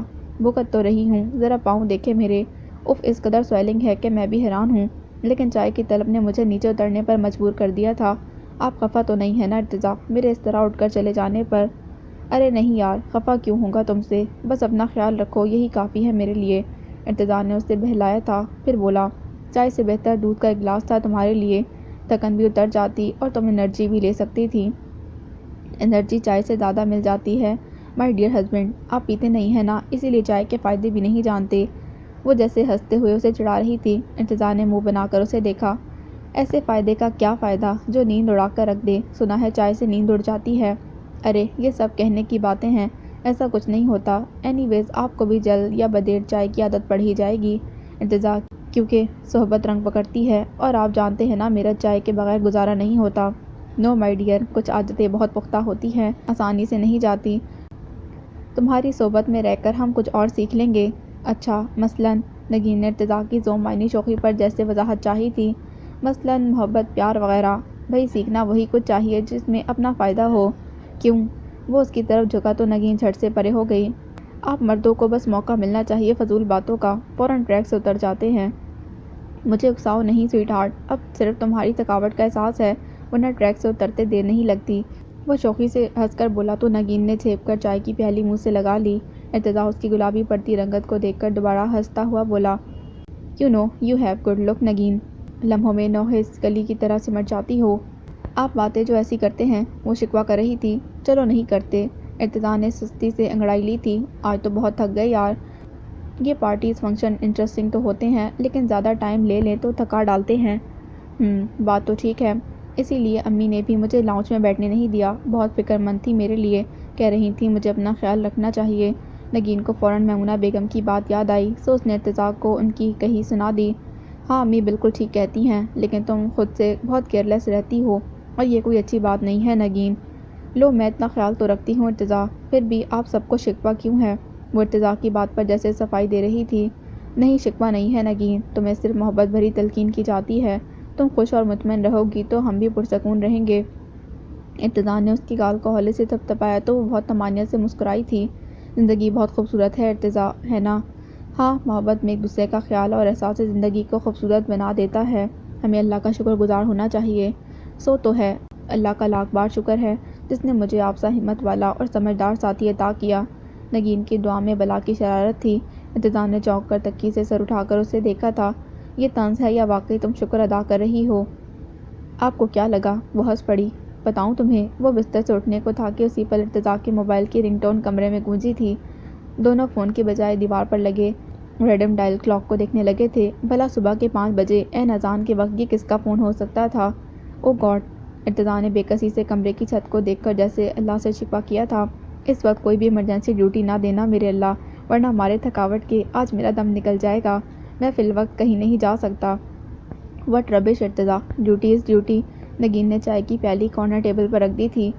آپ کی ابھی پروموشن ڈیو ہے، سو جان مت چھڑائیے، فوراً تیار ہو جائے، میں فون سنتی ہوں۔ ارتضیٰ نے نگین کی بات پر تکیہ چہرے پر رکھ لیا تھا۔ اب وہ اوندا بستر پر پڑا تھا جیسے کچھ سنا ہی نہ ہو۔ نگین نے ایک نظر اس کے آڑے ٹیڑھے نیم دراز وجود پر ڈالی اور مسکراتے موبائل آن کیا تھا۔ Hello, who's there? کیا آپ مسز ارتضیٰ علی ہیں؟ دوسری طرف سے کسی بھاری بھرکم آواز نے جیسے تصدیق چاہی تھی۔ جی، میں مسز ارتضیٰ ہوں، آپ کون بات کر رہے ہیں؟ نگین نے حیرت سے پوچھا۔ میں جو ہوں اس کا تمہیں بہت جلد پتہ چل جائے گا میڈم، لیکن پہلے ایک خاص بات سن لو۔ 2 بڑے دہشت گردوں کے قتل کے بعد خود کو باعزت بری کروا کر کیا زیادہ ہی محفوظ سمجھنے لگی ہو؟ لیکن یاد رکھنا، میں تمہیں کبھی معاف نہیں کروں گا۔ تم معصوم نہیں ہو، قاتل ہو۔ میں اپنے بھائی کا خون معاف نہیں کروں گا لڑکی، تمہیں اس کا حساب دینا ہوگا۔ کون ہو تم؟ خوف کے مارے نگین کی گگی بن گئی تھی۔ وہ یکدم جیسے سفید پڑ گئی۔ ارتضیٰ اسے متوحش ہوتا دیکھ کر تیزی سے اٹھ بیٹھا تھا۔ اس کا موبائل بھی انڈر آبزرویشن رہتا تھا۔ پھر نگین اس طرح خوفزدہ کیوں تھی؟ کون تھا وہ جو نگین سے بات کر رہا تھا؟ ارتضیٰ کو اٹھتا دیکھ نگین نے بدحواسی سے سیل فون اس کی طرف بڑھایا اور کپکپاتی آواز میں بولی، کوئی ہے جو مجھے دھمکی دے رہا ہے؟ کون؟ ارتضیٰ نے بے اختیار پوچھا، پھر موبائل کان سے لگا کر باروب انداز سے بولا، کون ہے؟ کون بات کر رہا ہے؟ دوسری جانب سے بے حد خوبصورت مردانہ ہنسی سنائی دی تھی۔ آواز کسی جوان بندے کی تھی جو شاید ارتضیٰ کے سوال سے محظوظ ہوا تھا۔ اوہ، تو یہ تم ہو ڈی آئی جی ارتضیٰ علی؟ واہ، کیا پولیس آفیسر ہو، بہادر اور نڈر، خاصے کارنامے انجام دیے ہیں تم نے۔ لیکن مجھے بھگتنا آسان نہیں ہوگا مسٹر ڈی آئی جی۔ چھٹی کا دودھ یاد نہ دلا دیا تو کہنا۔ وٹ نان سینس از دس؟ کون ہو تم؟ ارتضیٰ نے ڈپٹ کر پوچھا۔ اس پل ساری تھکاوٹ اور نیند جیسے خود ہی کہیں غائب ہو گئی تھی۔ وہ پوری توجہ سے کال سن رہا تھا۔ میں بگ ٹائیگر کا چھوٹا بھائی ہوں، نام تو سنا ہوگا، سائیکلون۔ سمندری طوفان کی طرح آتا ہوں اور سب کو تہس نہس کر کے چلا جاتا ہوں۔ میرے بھائی پرنس کو تمہاری بیوی نے مارا ہے اور تم نے میرے بڑے بھائی بگ ٹائیگر کو حوالات میں بند کروانے کی جرات کی اور اسے سزائے موت بھی دلوائی ہے۔ اتنا کچھ کرنے کے بعد کیا میں تمہیں چین سے بیٹھنے دوں گا؟ ارتضیٰ کے ماتھے پر پسینہ قطروں کی صورت ابھر آیا تھا۔ بے حد ویئرڈ سچویشن تھی۔ او خدایا، کیا یہ کہانی پھر سے دہرائی جائے گی؟ کیا اب بھی زندگی میں سکون نہیں اترا میرے اللہ؟ اس نے بے بسی سے نگین کو دیکھا تھا جو بستر کے کنارے ٹک کر رونے لگی تھی۔ تب ارتضیٰ نے نگین کو متوجہ کیا اور سائڈ ٹیبل پر پڑے پیڈ سے تیزی سے کچھ لکھ کر نگین کو دیا تھا اور خود پوری طرح محتاط ہو کر موبائل پر کال کرنے والے کو مخاطب کیا۔ کیا چاہتے ہو تم؟ دیکھو مسٹر سائیکلون، تم جو بھی ہو، ہمیں تم سے کوئی غرض نہیں۔ برائی کا انجام اچھا نہیں ہوتا۔ بکواس بند کرو۔ برے تم ہو، تم نے میرے بھائی کو سزا دلوائی ہے۔ برائی تم نے کی ہے ہمارے ساتھ۔ وہ جیسے دھمکی آمیز انداز سے غرایا تھا۔ ارتضیٰ کی توجہ نگین کی طرف تھی جو اس کے لکھے کو پڑھ کر اب سرکاری فون پر کسی کو کال ملا رہی تھی۔ پھر اس نے دبی آواز سے نگین کو کسی سے بات کرتے سنا تھا۔ اب وہ مطمئن تھا، سو پوری توجہ سے مخاطب کی بات سن کر بولا، اب تم کیا چاہتے ہو؟ کیا دوسری برائی میں تمہارے ساتھ کروں؟ مت بھولو تم ایک ذمہ دار پولیس آفیسر سے بات کر رہے ہو۔ تمہاری یہ گیدڑ بھبکیاں مجھے متاثر نہیں کریں گی۔ تم بھی اپنے بھائی کی طرح ایک ٹیررسٹ اور ایجنٹ ہو، دشمن کے ایجنٹ۔ ایسے لوگوں کو میں صفحہ ہستی سے مٹا دیا کرتا ہوں، سمجھے؟ ارے میں سائیکلون ہوں ڈی آئی جی، اب میں تمہیں صفحہ ہستی سے مٹا ڈالوں گا۔ مجھے اپنے بھائیوں کا بدلہ لینا ہے تم سے۔ I don't care mister cyclone, مجھے تمہاری بکواس سے ڈر نہیں لگے گا۔ یاد رکھو، مجرم ہمیشہ کیے کی سزا پاتا ہے۔ تمہارے بھائی بھی اس ملک کے غدار تھے، مجرم تھے دونوں، سو اپنے انجام کو پہنچ گئے۔ اب تم خود کو ان کے نقش قدم پر چلنے سے روکو، یہ راستہ تمہیں بھی لے ڈوبے گا، تم بھی بالآخر مارے جاؤ گے۔ ارتضیٰ نے اسے دانستہ باتوں میں لگانے کی کوشش کی تھی کیونکہ وہ جانتا تھا کہ نگین کے فون پر پرائیویٹ کال سینٹر میں کھلبلی مچ گئی ہوگی۔ جس نمبر پر ارتضیٰ موجود تھا وہ ٹیلی کیا جا رہا تھا۔ صرف چند منٹ میں دوسری طرف سے اسے آنے والی کال کو ٹریس کر لیا گیا تھا اور مجرم زیر حراست ہوتا۔ بس اب ارتضیٰ کو اس شخص سے اپنی گفتگو کو جاری رکھنا تھا تاکہ پولیس کا کام آسان ہو جاتا اور دھمکی دینے والے کا محل وقوع پتا کر گرفتار کرنے میں سہولت رہتی۔ لیکن اسے کچھ کہنے کا موقع نہ ملا۔ دوسری طرف جو بھی تھا بھرپور انداز میں کہکا لگا کر ہنسا تھا، کون مارے گا مجھے؟ کیا تم؟ ارے خیر مناؤ اپنی مسٹر ڈی آئی جی، ہر لمحہ خوش نصیبی لے کر نہیں آتا۔ اب کی بار بے موت مرو گے جب میں تمہاری پیاری سی بہن کو تمہاری آنکھوں کے سامنے بڑے آرام سے اٹھا کر لے جاؤں گا، تم اور تمہاری پولیس فورس میرا بال بیکا نہ کر سکے گی۔ Shut up you bastard! Irtaza اتنے زور سے دھڑا کہ دوسرے کمرے میں سوئی مہا کی آنکھ بھی پٹ سے کھل گئی تھی۔ ارتضیٰ کا تیز آواز میں کسی کو ڈپٹنا، وہ بھی رات کے آخری پہر میں، مہا کی سمجھ سے باہر تھا۔ وہ فوراً اٹھ بیٹھی تھی۔ اس نے ہاتھ بڑھا کر ٹیبل کلاک اٹھایا اور نظروں کے سامنے کیا تھا۔ 5:20 ہو رہے تھے، گویا فجر کی اذان ہوا چاہتی تھی۔ اس وقت کس نے ارتضیٰ کو فون کیا تھا؟ کون تھا وہ؟ مہا کو جیسے بے چینی نے آ گھیرا تھا۔ وہ اپنے بستر پر بیٹھی نہ رہ سکی تھی، تیر کی طرح اٹھی اور پاؤں میں سلیپر ڈالتے بغیر ایک ہی پل باہر کو دوڑی تھی۔ ارتضیٰ کے کمرے میں داخل ہوتے ہی اس نے نگین کو آنسو پوچھتے دیکھ لیا تھا۔ وہ پریشان ہو کر ارتضیٰ کو دیکھنے لگی جو اب بھی کسی کو ڈانٹ ڈپٹ رہا تھا۔ کیا ہوا ہے؟ کس کا فون ہے؟ مہا نے دبی آواز سے نگین کے کان میں سرگوشی سے پوچھا تھا۔ تب نگین نے خوفزدگی سے آہستہ آہستہ ساری بات سنائی تھی۔ ادھر مہا کا رنگ پک ہو گیا تھا۔ وہ بھی سہمی نگاہوں سے ارتضیٰ کو دیکھنے لگی جو اب خاموش رہ کر کسی کی بات سن رہا تھا۔ اس کے ماتھے پر پل تھے جو اس کی ناگواری کے غماز تھے۔ شاید دوسری طرف جو بھی تھا کچھ غلط بکواس کر رہا تھا۔ ارتضیٰ نے بغور مہا کی صورت دیکھی اور پھر جانے کیا سوچ کر اپنا سیل فون مہا کی طرف بڑھایا۔ وہ جو سوچ رہا تھا شاید سچ تھا۔ مہا نے بے یقینی سے ارتضیٰ کی صورت دیکھی اور پھر اس کے ہاتھ میں موجود موبائل فون کو لرزتی آواز سے بولی، کیا میں بات کروں؟ ہاں، وہ تمہارا ہی ذکر کر رہا ہے، کہہ رہا ہے تمہیں اٹھا کر لے جائے گا۔ ارتضیٰ نے جیسے اسے اطلاع دی تھی۔ ہائے اللہ! مہا نے فوراً دل تھام لیا۔ کون ہے بھائی؟ جونیئر باس تو پولیس کسٹڈی میں ہے، پھر یہ کون ہے؟ اس کا بھائی سائیکلون۔ سائیکلون؟ مہا نے بے حد حیرت سے دہرایا تو ارتضیٰ نے لبوں پر انگلی رکھ کر آہستہ بولنے کا اشارہ کیا تھا۔ تب نگین نے اسے بتایا کہ پولیس اپنے کام میں لگ گئی ہے، بہت جلد اس شخص کو ٹریس کر لیا جائے گا۔ مہا نے قدرے مطمئن ہو کر فون کی اسکرین پر چمکتے نمبر کو دیکھا تھا۔ اسے نمبر کو جانا پہچانا سا لگا تھا۔ تب اس نے الجھے انداز میں موبائل کان سے لگا کر ہیلو کہا تھا۔ ادھر جو بھی تھا دھمکیاں دیتے کہہ رہا تھا، کان کھول کر سن لو ڈی آئی جی، تمہاری بہن اس بار لے جاؤں گا تو تم اسے دوبارہ دیکھ نہیں سکو گے۔ مجھے ایسا ویسا سمجھنے کی غلطی مت کرنا۔ میری پاور بگ ٹائیگر سے کہیں زیادہ ہے اور پہنچ جہاں تک ہے تمہاری سوچ کو بھی رسائی نہ ہوگی۔ سنا تم نے؟ کاؤنٹ ڈاؤن شروع کر دو۔ مہا کو اڑا لے جاؤں گا بہت جلد۔ مہا کو؟ مہا کی آنکھیں حیرت سے کھل گئی تھیں۔ یہ شخص میرا نام کیسے جان سکتا ہے؟ اور اس کی آواز، اس شخص کی آواز بے حد شناسائی کا احساس بخش رہی ہے۔ کون ہے وہ؟ یا اللہ، کون ہو سکتا ہے؟ کچھ بولو ڈی آئی جی، کیا ڈر گئے ہو؟ وہ شخص اب تمسخر سے ہنس رہا تھا اور ادھر مہا کی بے یقینی حد سے سوا تھی۔ Oh my god, this is too much, I can't believe this, اس نے بے ساختہ کہا تھا۔ اس کی حیرت اور مسکراہٹ سے کھلتے لب ارتضیٰ کو بھی مہا کی جانب متوجہ کر گئے تھے۔ مہا نے انہیں ہونٹوں پر انگلی رکھ کر چپ رہنے کا اشارہ کیا تھا اور فون کان سے لگائے کمرے سے نکل گئی تھی۔ نگین بھی تیزی سے اس کے پیچھے لپکی تھی، لیکن ارتضیٰ کو اتنی عجلت برتنے کا موقع نہ ملا۔ اس کے سرکاری فون کی گھنٹی بجی تھی۔ وہ ادھر پلٹ گیا تھا اور تیزی سے بڑھ کر ریسیور اٹھایا تھا۔ دوسری طرف کال سینٹر کا آپریٹر تھا۔ اس نے ارتضیٰ کو ایک حیرت انگیز اطلاع دی تھی اور وہ خبر یہ تھی کہ جس نمبر سے اسے دھمکی آمیز کال موصول ہوئی تھی اس کی لوکیشن اس کا اپنا گھر تھا۔ وہ جو بھی تھا ارتضیٰ کے گھر کے اندر موجود تھا۔ اس کے موبائل کی سم بھی تصدیق شدہ تھی اور کسی فراز احمد کے نام پر رجسٹر تھی۔ ارتضیٰ نے گہری سانس لے کر خود کو پرسکون کیا تھا۔ اسے حیرت نہیں ہوئی تھی کیونکہ وہ آواز سن کر یہ اندازہ لگا چکا تھا کہ کال شرارتاً کی گئی تھی اور اسے کرنے والا فراز تھا۔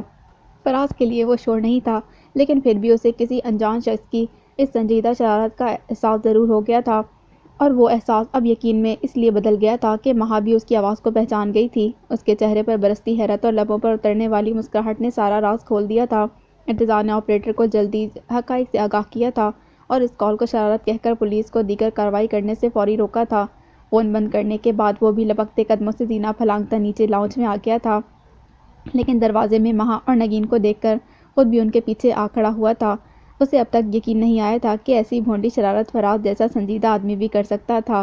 مہا اور نگین دروازے کے پردے کو ذرا سرکے اندر جھانک رہی تھی۔ دونوں نے ایک دوسرے کی طرف زمائنی نظروں سے دیکھا اور پھر بے ساختہ مسکرائی تھی۔ تب ارتضیٰ کو اپنے پیچھے کھڑا دیکھ کر نگین نے اسے بھی اندر لاؤنج میں جھانکنے کا اشارہ کیا تھا۔ ارتضیٰ نے قدم بڑھا کر پردے کی اور سے اندر دیکھا تو سامنے ڈائننگ ٹیبل کی کرسیوں پر فراز اور امی کو بیٹھے دیکھ کر دنگ رہ گیا تھا۔ دونوں کے سامنے چائے کے کپ خالی پڑے تھے اور میمونہ بیگم بے پناہ دلچسپی اور اشتیاق سے فراز کا چہرہ دیکھ رہی تھیں، جو موبائل کے اسپیکر پر انگلی کا ذرا سا دباؤ ڈالے بڑے آرام سے ارتضیٰ کو دھمکیاں دے رہا تھا۔ پھر اچانک اس نے سیل فون ڈسکنیکٹ کر دیا تھا اور خوشگواری سے میمونہ بیگم کو مخاطب کرتے بولا، آنٹی، لگتا ہے وہ دونوں ڈر گئے ہیں، اب مجھے ان کے کمرے میں جانا پڑے گا۔ جی نہیں، آپ کو اس تکلیف کی کوئی ضرورت نہیں ہے، ہم خود ہی آپ کا درشن کرنے یہاں چلے آئے ہیں لاؤنج میں۔ ارتضیٰ کی تیز آواز پر وہ صورت سے کرسی چھوڑ کر اٹھ گیا تھا اور نگین اور مہا کے ساتھ ارتضیٰ کے چہرے پر پھیلی سرخی کو دیکھ کر ہنس پڑا تھا۔ اس کی ہنسی میں میمونہ بیگم کی بے ساختہ ہنسی بھی شامل تھی اور ادھر وہ تینوں بڑی دزدیدہ نگاہوں سے ان دونوں کو تاک رہے تھے۔ کسی کے وہم و گمان میں بھی نہ تھا کہ فراز کی شرارت میں میمونہ بیگم بھی اس کی مدد و معاون ہوں گی۔ یہ سب کیا ہے فراز؟ مہا نے سب سے پہلے اس کی خبر لی تھی۔ کچھ نہیں مہا، بس چھوٹی سی شرارت کی ہے۔ ارتضیٰ اور نگین کو ہارٹلی وشز پیش کرنے کا سب سے انوکھا انداز اپنایا ہے میں نے، لیکن افسوس انہوں نے پردہ اٹھانے سے پہلے ہی فون آف کر دیا، وہ ہنستے ہوئے کہہ رہا تھا۔ ارتضیٰ کے ہونٹوں پر بھی مسکراہٹ رقصاں تھی، جسے چھپائے بغیر وہ تنبیہی انداز میں بولا، تمہاری شرارت اور وش کرنے کا یہ انداز واقعی منفرد ہے، لیکن اتنی گھمبیر شرارت کرنے سے پہلے بس ایک بار تمہیں نگین کے بارے میں ضرور سوچنا چاہیے تھا۔ تم یہ کیسے بھول سکتے ہو کہ وہ پریگننٹ ہے اور اپنی ڈیلیوری سے صرف 1 ماہ پہلے ایسی شرارت کی متحمل نہیں ہو سکتی؟ او نو! فراز کے چہرے پر دھواں سا لہرایا تھا۔ وہ پشیمانی سے نگین اور ارتضیٰ کی صورت دیکھنے لگا تھا۔ آئی ایکسٹریملی سوری ارتضیٰ اینڈ نگین، کیا کہوں، بس یوں ہی بیٹھے بٹھائے ذہن میں ایک آئیڈیا آیا تو میں نے آنٹی کو بھی اپنے ساتھ شامل کر لیا۔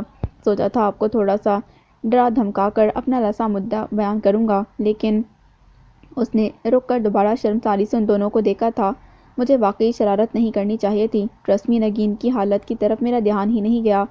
ونس اگین سوری، اس شرارت کا رزلٹ بہت برا آ سکتا تھا۔ بس بھائی بس، اب سوری کہنے کی ضرورت نہیں ہے۔ لیکن تم نے میری جان کی جان نکال دی تھی۔ ارتضیٰ نے آنکھ میچ کر شوخی سے فراز کو چیئر اپ کرتے نگین کو بھی بٹرنگ کرنے کی کوشش کی تھی، کیونکہ وہ لڑکی واقعی بہت خوفزدہ تھی۔ سوری نگین، فراز نے اس کے آگے شرارت سے ہاتھ جوڑے تھے۔ ارتضیٰ کی جان پر بن آئے، ایسا میں نے کبھی نہیں سوچا تھا۔ پلیز فارگیو می، ورنہ تمہارے یہ تھانے دار سیاں میری شامت بلا لیں گے۔ وہ انکساری سے بولا کہ سبھی کی ہنسی چھوٹ گئی تھی۔ تب میمونہ بیگم نے آ کر نگین کو تھاما اور کرسی پر سنبھل کر بٹھاتے پشیمانی سے کہا، یہ سچ ہے بہو، مجھے بھی ایک بار خیال نہیں آیا کہ تم اگر ڈر جاؤ گی تو نتیجہ بے حد بھیانک بھی نکل سکتا تھا، لیکن اللہ نے کرم کیا اور کوئی ناگہانی نہ ہوئی۔ شرارت بس شرارت تک محدود رہی۔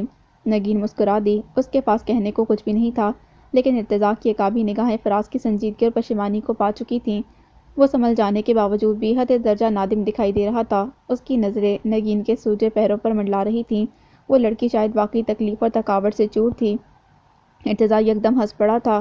اس نے قدم بڑھائے اور فراز کے مقابل کھڑا ہوتا ہوا بولا، بگ ٹائیگر کے چھوٹے بھائی، آپ کا نام ہمیں پسند نہیں آیا۔ For your kind information, cyclone کسی انسان کا نام کسی بھی طرح نہیں ہو سکتا۔ انسان شیطان ہو سکتا ہے، طوفان نہیں۔ طوفانی حرکتیں انسانوں کو سوٹ نہیں کرتی۔ اب جلدی میں جو پہلا لفظ دماغ میں آیا تھا وہ سائیکلون ہی تھا۔ مجرم خبیث ہوتے ہیں، سو نام بھی ویسا ہی رکھنا پسند کرتے ہیں، تو میں نے سوچا کہ فراز کی بات ادھوری رہ گئی۔ وہ سب ٹھٹا لگا کر ہنسے تھے۔ بائی دا وے، آپ کی مبارکباد اور دلی شبھ کامنائیں ادھوری ہیں فراز صاحب، وہ تو ہمیں دے دو، ورنہ تمہاری شرارت کا سارا مزہ چلا جائے گا۔ ارتضیٰ نے باہیں پھیلائیں تو فراز کھلکھلاتا ہوا اس کے سینے سے آ لگا تھا۔ آپ کو آپ کی پروموشن، مہا کی گھر واپسی اور میڈل سے نوازا جانا اور نگین کا باعزت بری ہونا مبارک ہو۔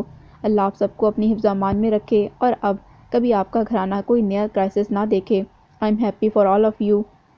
شکریہ اور آمین آمین۔ ارتضیٰ نے اس کی کمر پر بہادرانہ تھپکی دے کر خود سے دور کیا تھا۔ اب تم بھی اس گھرانے کے ایک فرد ہو فراز، تمہاری شرکت کے ساتھ ہی ہماری ہر خوشی پوری ہوگی۔ تم ہمیشہ ساتھ رہنے کا وعدہ کرو تو ہم بھی خوش ہو جائیں گے۔ نہیں، یہ وعدہ تو میں نہیں کروں گا، اس نے مسکراتے فوراً انکار کیا تھا۔ کیوں؟ وہ سب حیران ہو کر اسے دیکھنے لگے تھے۔ کیونکہ گھر داماد بن کر رہنا میرے لیے تھوڑا مشکل ہو جائے گا۔ آفٹر میرج مہا کے ساتھ میں امی کے گھر رہنا پسند کروں گا۔ آپ سب جانتے ہیں میری ماں نے وہ گھر اپنے خون پسینے کی کمائی سے بنایا ہے، بہت محنت کی ہے انہوں نے۔ ان کی بہو اگر ان کے بنائے گھر میں راج کرے گی تو مجھے یقین ہے انہیں بھی اچھا لگے گا۔ وہ اس بار واقعی سنجیدہ تھا، پھر لمحہ بھر کے توقف سے بولا، میری ماں میری سب سے بڑی کمزوری ہے ارتضیٰ، مجھے آپ کی اور آنٹی کی اجازت چاہیے۔ مہا رخصت ہو کر ان کے ہی گھر جائے گی۔ کیوں نہیں بیٹا، تم پورا حق رکھتے ہو مہا پر، وہ تمہاری ہے اور جہاں تم رہو گے وہ وہیں رہے گی۔ میمونہ بیگم نے اس کے سر پر دستِ شفقت رکھتے جیسے دل سے اجازت دی تو وہ ان سے لپٹ گیا تھا۔ آپ نے مجھے خوش کر دیا ہے آنٹی۔ سب کی آنکھیں نم ہو گئی تھیں کیونکہ فراز بے حد جذباتی ہو رہا تھا۔ اس نے کمرے کی فضا بوجھل ہوتے دیکھی تو آنکھیں پوچھ کر ہنستے ارتضیٰ سے پوچھا، یہ بتائیے ارتضیٰ کہ آپ کو کیسے پتہ چلا یہ شرارت میں نے کی ہے؟ مجھے ٹیلی کمیونیکیشن کے لوگوں نے اطلاع دی تھی کہ جو کال ٹریس کی گئی ہے وہ دراصل میرے گھر سے ہی کی گئی ہے، سم رجسٹرڈ ہے اور فراز کے نام پر ہے۔ لیکن سچ بتاؤں تو اس سے پہلے مہا تمہاری آواز پہچان گئی تھی۔ ریئلی؟ اس نے مخمور نگاہوں سے مہا کا چہرہ تاکا۔ پھر تو آپ بھی خاصی انٹیلیجنٹ ہیں، آئندہ ہوشیار رہنا پڑے گا۔ اس کا جواب سب کو ہنسا گیا تھا، لیکن وہ باز نہ آیا۔ ارتضیٰ سے ہاتھ ملا کر بولا، مبارک ہو، پولیس کی کارکردگی بہتر ہو رہی ہے، بہت جلد سراغ لگا لیتے ہیں مجرم کا۔ کہیں شرارت پر میرا وارنٹ تو نہیں نکل آئے گا نا؟ نہیں، تم میرے رشتہ دار ہو، مارجن ضرور ملے گا۔ ارتضیٰ نے کالر فخر سے جھاڑا تو سب ایک بار پھر ہنس دیے تھے۔ تمہاری شرارت بہت لاجواب رہی فراز، ہاتھ سے گھنے ہو، ہم واقعی ڈر گئے تھے۔ نگین نے جیسے اسے جتایا تھا۔ تب میمونہ بیگم سنجیدگی سے بولی، تم ارتضیٰ کی بیوی ہو نگین، تمہیں ڈرنا نہیں چاہیے، کیونکہ یہ مسلمہ حقیقت ہے کہ دنیا میں سچ کے ساتھ باطل بھی ہمیشہ رہے گا تاکہ حق اور صداقت کی فتح ہوتی رہے۔ اسی طرح جرم کے ساتھ سزا اور انصاف بھی جاری اور ساری رہے گا۔ آج اگر ایک بگ ٹائیگر اور جونیئر باس مرتا ہے تو کل یقینی طور پر کوئی دوسرا اس کی جگہ لے لے گا۔ یہ سلسلہ رہتی دنیا تک شاید چلتا ہی رہے گا۔ اوہ اگر ایسا ہو گیا تو بھائی بیچارے کیا کریں گے؟ مہا کی شوخی واضح تھی۔ ارتضیٰ نے مسکرا کر نگین کو دیکھا اور اسے بازو میں سمیٹ کر زمینی انداز سے بولا، میں کیا کروں گا مہا، میں نے جو کرنا تھا کر لیا، اب آنے والے برے انسان کے لیے اور اس کی برائی کو شکست دینے کے لیے ایک نئے ارتضیٰ علی کو جنم لینا پڑے گا۔ وہی مقابلہ کرے گا اور انشاءاللہ برائی پر فتح پائے گا۔ ارے واہ! مہا نے واہ پر ٹھیک ٹھاک زور دیا تھا۔ اور وہ جونیئر ارتضیٰ علی کب تشریف لائیں گے بھیا؟ بھائی اس کے لیے میں کچھ نہیں کہہ سکتا، حتمی بات نگین بتائے گی۔ ارتضیٰ کا جواب برجستہ تھا۔ سب زور سے ہنس پڑے تھے اور میمونہ بیگم نے اپنی بہو کو گلابی دیکھ کر جھٹ سے باہوں میں بھر لیا تھا۔ گھر کے در و دیوار اس پل سکون اور خوشیوں کی پناہ میں تھے اور یہی ارتضیٰ کا خواب تھا، ایک خوشگوار گھریلو زندگی کا مسحور کن خواب جو آج تعبیر پا گیا تھا۔ The end. سو اس واز دی اینڈ آف تم ہو میرا آسمان۔ امید کرتی ہوں یہ آپ کو بہت پسند آیا ہوگا۔ اگر آپ کو یہ پسند آیا ہے تو پلیز میرے چینل کو ضرور سبسکرائب کریں۔ کمنٹس میں ضرور لکھ کر بتائیے آپ کو یہ کہانی کیسی لگی۔ ملتے ہیں ایک نیو ناول کے ساتھ۔ اللہ حافظ۔